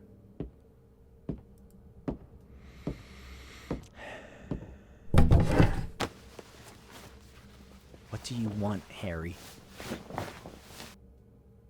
I'm just trying to put things into perspective. I've been thinking about you a lot, Peter. Thinking about our lives. See, there's this, like, funny thing going on with you and me. I don't know if you know it. You got superpowers and became a famous superhero. My life, as I knew it, ends. You get to be Spider-Man. And my dad kills my mom. Every time my father goes nuts, there you are. And then I come back to Queens, and who's dating my girlfriend? What? I'm gonna help you. And you're gonna help me. The thing is, Peter, no one understands the crap we've been through. Even if we could tell anyone, no one would understand, because how could they? And that means that there's no one to help us, because all we have is each other. It's only us, right? Am I right? Yeah, Harry, yeah. I'm gonna help you. And you're gonna help me. Flashback time! Harry stands on the balcony of the Colorado retreat that he was sent to by S.H.I.E.L.D. And he remembers the horrid memories, vaguely more than blurred shapes and distorted voices. The voice of his father, and the voice of Peter. Then Nick Fury shows up and apologizes for keeping him waiting. Fury reveals that it's time for Harry to be sent home. He explains that everything that's happened was because of his father and what he did to himself. But he's, once again, locked away. And now he can't and won't get to Harry. Fury then explains that Harry's grandfather is going to be his guardian now, and they're going to take him back to New York, and Harry will be able to return to school if he wants, although Nick strongly recommends that Harry continue his therapy. And sometime later, Harry arrives at the parking lot of the school and watches Peter and MJ talking to Johnny Storm in the parking lot about Liz. He watches as Peter walks away with MJ, and sometime after that, Harry is in the office of the lawyer handling everything, and his mind flashes awful images of the night his mother died. His mind blinks in and out of reality, and suddenly he's standing with his grandfather at the ruins of Oscorp. His grandfather tells him that Roxxon put in a bid for the lab sites, but Harry absolutely refuses to sell. A few days later, Harry eats pizza for breakfast after his grandfather fell asleep reading the paper, and he receives a call from an unknown number instructing him to head downstairs and meet the mysterious voice outside. Harry follows suit and finds a bald man sitting in his sports car, and Harry remembers the man.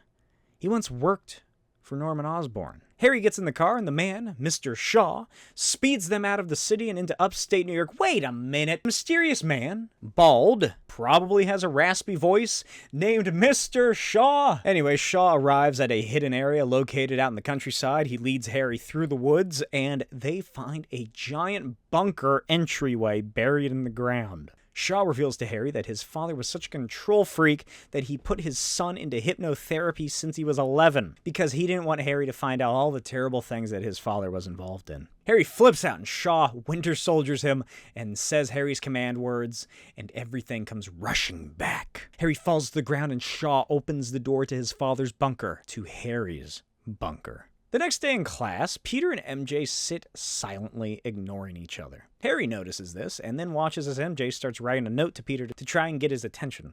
But Peter ignores her, so she writes another note and kicks him. The teacher tells her to knock it off and not drag Peter's grades down with her own. Later at the end of school, Peter stands on the edge of the roof when MJ races up after him. She asks why he's mad at her. Peter demands to know when, if ever, she was going to tell him that she was dating Harry before she went out with him. MJ tells her that they weren't even dating, barely going out with how he treated her. And she continues and says that she didn't think it was a big deal. Peter says it wasn't, sure, but the fact that she never told him makes it a big deal. She asks him to please take his mask off and actually talk to her, and then reaches out to grab it herself, but he grabs her wrist in a split second. He pushes her hand back, and she tells him that she doesn't know why she never told him. She just didn't think it was a big deal and didn't want to bring it up and sound stupid and wanted to move on. And Peter shouts that he tells her everything. She asks why he's so mad over stuff that happened over a year ago. And Peter screams that it's because she's going to die. I asked you then, what were you doing at Harry's in the first place? Peter. And even after Harry's dad almost kills you, all of that. Harry comes back and you run right to him. Peter, that's not true. We're just friends. He's your friend too. You're going to get killed because of all of this, and it's going to be my fault. No. Peter, please, take off the mask.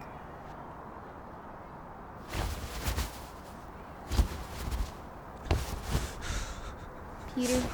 Listen. The Osborns are nuts. Stay away from them. Harry is dangerous. Because I should have never told you who I was.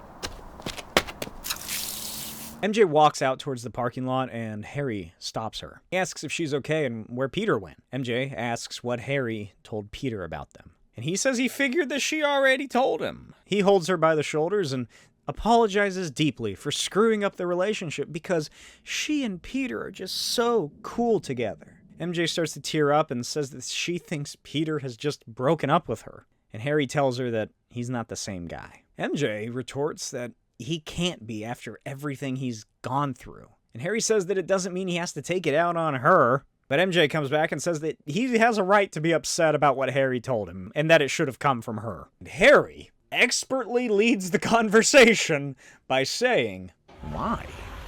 He doesn't tell you everything?" Yes, he does. No, I don't think he does. Do you know he killed my dad? Later in the city, armed thugs hold up a hot dog vendor at gunpoint as they extort him for money. Then Spider-Man appears and fucking destroys him. He realizes that he went a little too far and rushes the guy to the hospital and waits for the police outside. Later, Captain Jean DeWolf arrives. Longtime Spider-Man fans, webheads, will know that name as The cop who died. Spider-Man tells her that he's given himself up for putting someone in the hospital and losing his control, and Jean reintroduces herself because they previously met when the Gladiator attacked the museum. She tells him to calm the hell down because the vendor attested that Spider-Man saved his life, and the guy only has a sprained arm. But Spidey demands that they arrest him because he lost control. The papers even say so. He's a threat and a menace. Jean laughs it off and tells him to calm his ass down. Then she gives him a card and says that if he ever needs something that doesn't involve a teenage nervous breakdown, he should get in touch. Later that night, Peter arrives at their new home,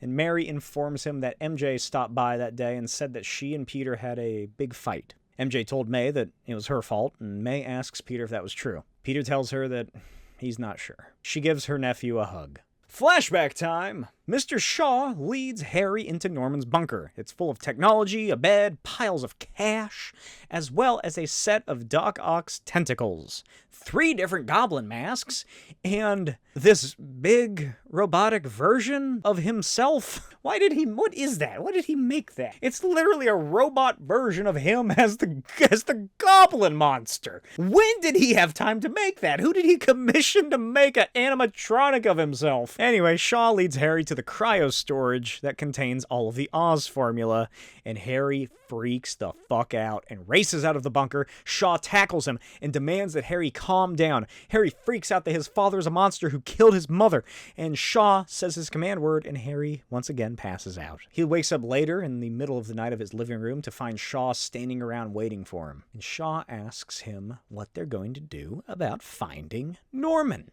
and then instructs him that they both know who knows where Norman is. A few days later at school, Peter marches inside past MJ and Liz, and in class he remains silent and despondent. Then later at lunch, Peter sits out on the bleachers alone when MJ walks up to where he's seated. She tells him that she went all the way to the fucking gym roof looking for him, and then she apologizes to Peter, and he sits there silently until she yells it in his ear like he's deaf, and Peter can't help but smile. She sits down next to him and asks why, if she is so into Harry Osborn, she isn't with him, and is instead out here on the bleachers after she climbed up to the gym roof and climbed all the way back down with Peter. Peter chimes in that he's not sure if she ever knows what she wants. Not a good idea. And MJ asks what the hell is wrong with him, because this clearly isn't just from Harry.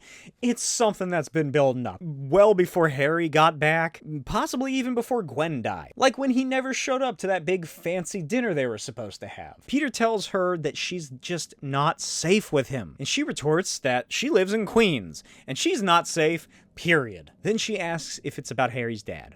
And Peter asks what exactly she means by that, and MJ tells him that she now knows how their fight ended, and asks for some reassurance that Peter actually did kill him in self-defense and not on purpose, and Peter explodes.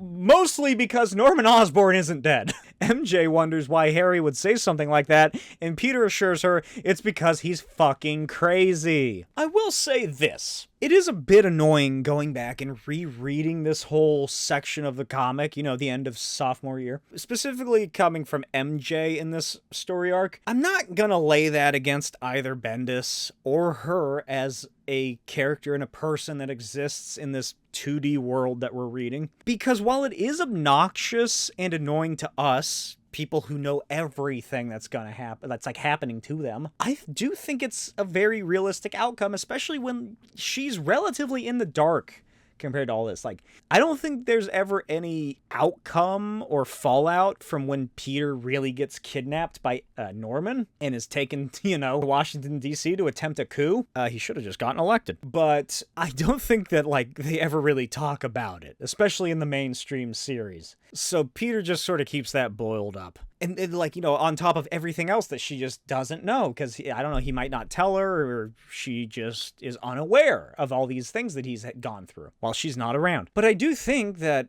for the most part, she's actually coming from a very realistic point of view. It's a realistic outcome. She liked Harry before all this.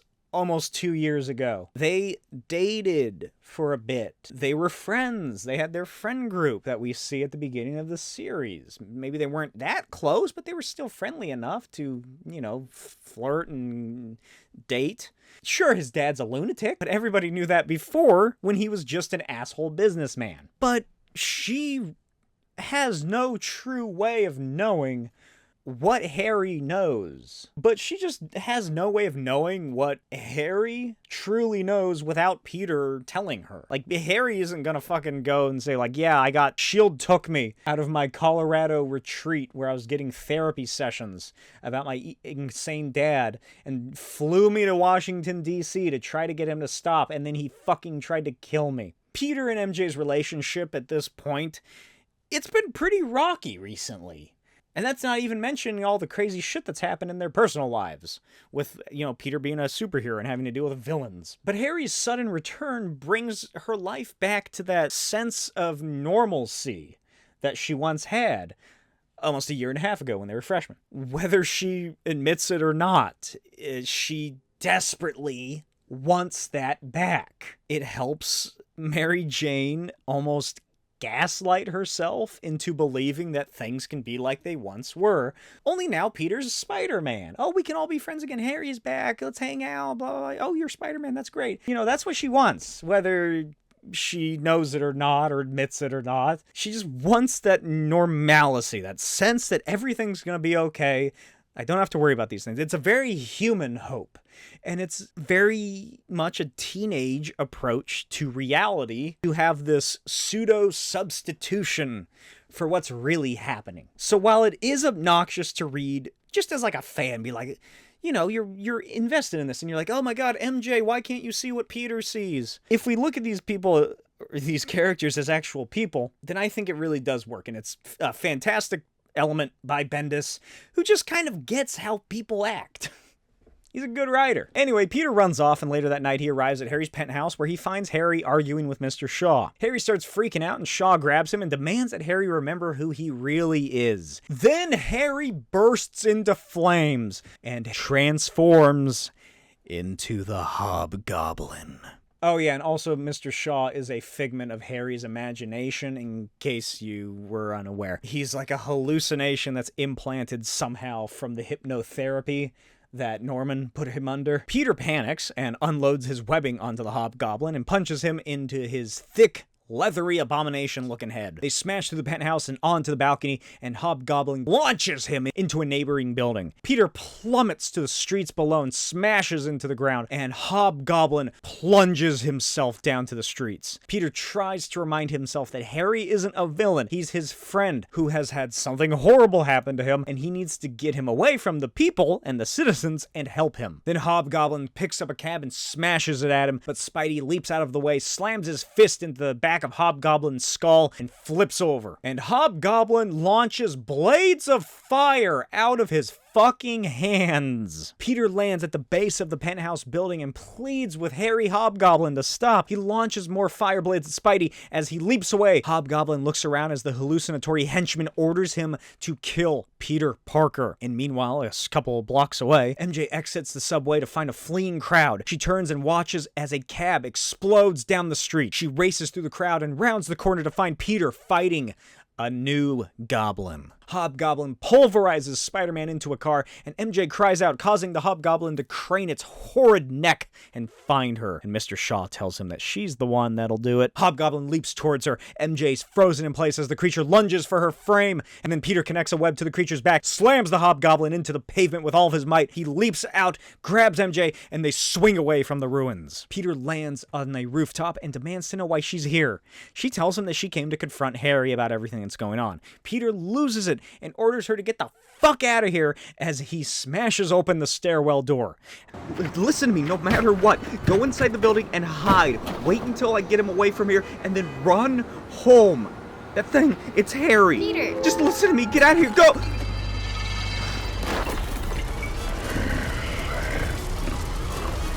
Go.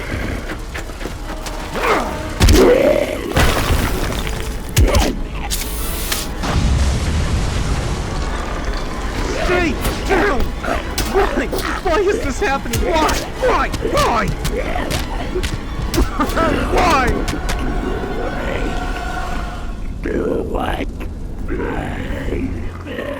Do what? Kill me. Harry, I'm your friend. We've been friends since we were little. I had no idea this happened to you. Please, please let me help you. He's not going to do it. I told you only your father can end this. Get your father. Harry, I promise. Just come on, take my hand. I promise I'll help you. Harold! Harry, no!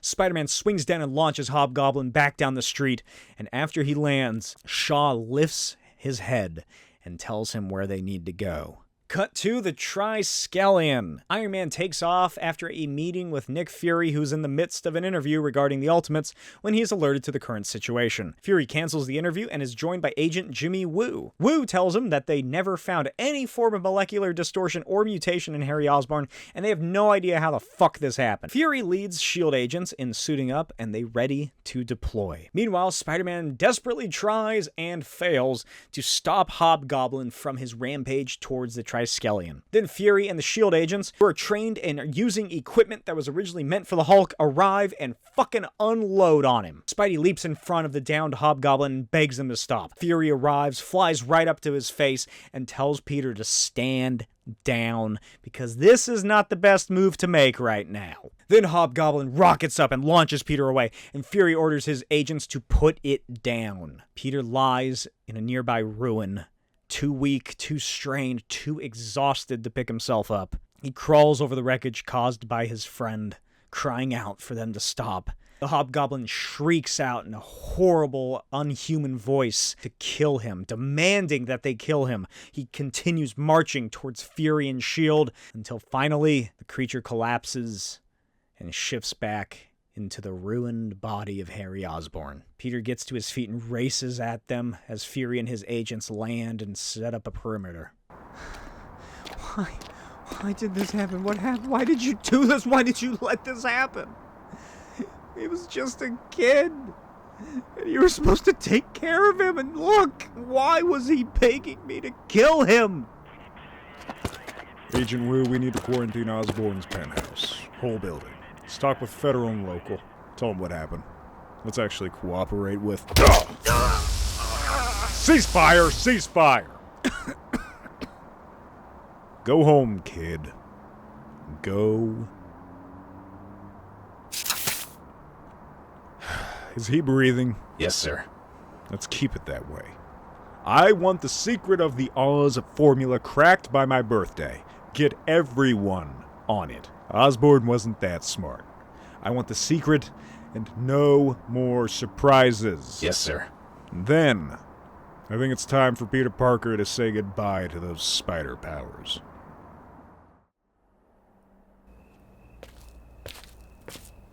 Are you okay? Yeah, I ran home. I was so freaking scared. Can I hug you?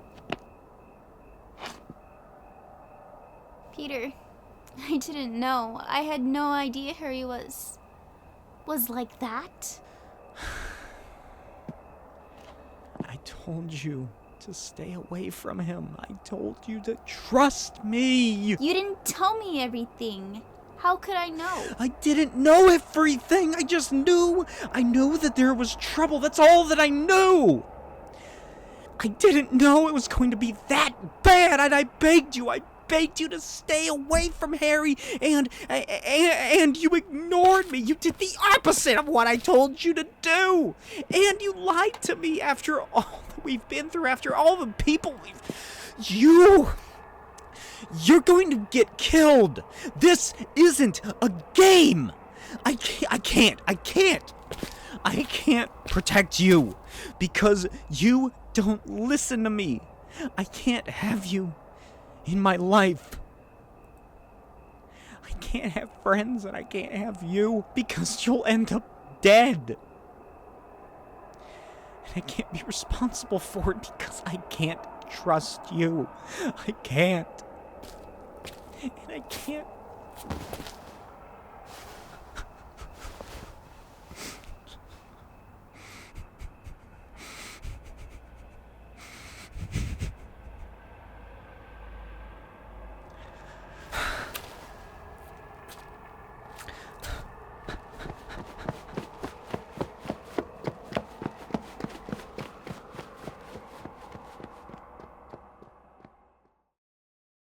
A month and a half later, MJ sits in one of the bathroom stalls, and Liz shows up and finds her, and she asks if Mary's okay, because she's been in there quite a while. And Liz asks if this is about Peter still.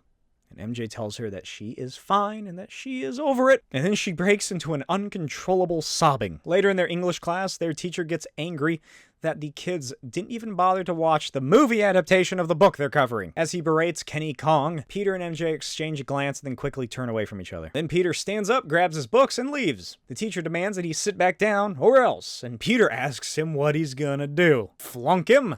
Because Peter could teach this class, and they all know it. And everyone laughs, and he leaves the room. After school at the mall, MJ and Liz sit together in the food court. MJ zones out, completely missing everything Liz has been saying, and she asks if they can leave. Liz asks what the hell is so important about Peter Parker that she's still upset about it. MJ tells her that she just has homework to do, and she can't really relax because she works here. Then who should walk up but Flash Thompson? He explains that a senior he's friends with named Mark Raxton, who has a band, has a thing for MJ. So Flash took it upon himself to come over and introduce him. MJ says that she's not interested as Mark walks up and pushes Flash aside and apologizes to the girls. Mark charismatically demands that Flash return to his seat and stop talking. He apologizes once again to MJ and offers her some fries to make it up to him. Liz asks what kind of band they're in. Mark explains that they're a punk band and makes a dig at the Ramones and explains that they're actually playing a gig tomorrow night. Liz then informs Mark that MJ actually just had a nasty break up and she needs a distraction from the heartbreak, meaning that this is perfect timing. Mark knows who Peter is, and MJ asks that he not poke fun at him. Mark says that he has nothing against the guy. So Flash and the rest of the basketball team get ready to leave, which Mark is also a part of, and inform him that they need to go to practice. Flash hands over his guitar case, and Mark invites the girls to the show tomorrow night at 8 p.m. The boys all leave, and Liz starts singing that the punk rock cutie likes redheads. Saturday night arrives, and MJ and Liz are joined by Kong at the club where Mark's band sing their hit song, Molten Man. Kong digs it, but MJ doesn't really like the hard rock and punk crowd. Eventually, the show ends and the girls head out with Kong, who is wearing a Punisher t-shirt. Liz and MJ talk about how much fun they had when Mark and the band walk through the exit side doors. He spots them and heads over and asks what they thought, and says that he's really glad that MJ came. Then he offers her a ride home. Liz drags Kong away, and he realizes the real reason he was invited. It was to give Liz a lift home after this happened. And MJ and Mark hang out on the sidewalk a little while longer talking. Later that night, Mark pulls up to MJ's house and she tells him how great he was on the guitar and that he's really talented. Then Mark just suddenly brings up Will Eisner and how he created the graphic novel as a concept. He equates this feat in comic history being, something that no one has ever created before, and that's what Mark wants his music to do. MJ says that she used to want to be an actor, then decided that she hated the idea and decided to go into teaching, to be a good teacher, to be one that cares, because the world needs teachers, and she wants to help people. And then she realizes that she's never told anyone that before. Mark asks why she told him that. And MJ says that she's not sure, and she thinks it's because they're kind of having a moment. And Mark smiles and puts his hand to her cheek.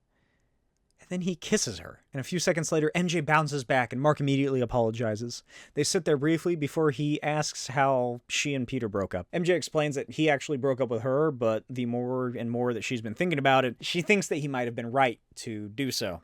It just took her a while to see it, to see that she needed to grow up, to be more than she has been, to stop making the same excuses and the same mistakes over and over again, because she loves him. She loves him so much that she can't even find a way to properly express it. But now he hates her, but she still can't stop loving him. She continues her soliloquy by explaining that she is going to earn him back, as a friend if nothing else, because she cares about him and she knows he truly does care about her. Mark asks what makes Peter Parker so special, and MJ tells him everything. The end.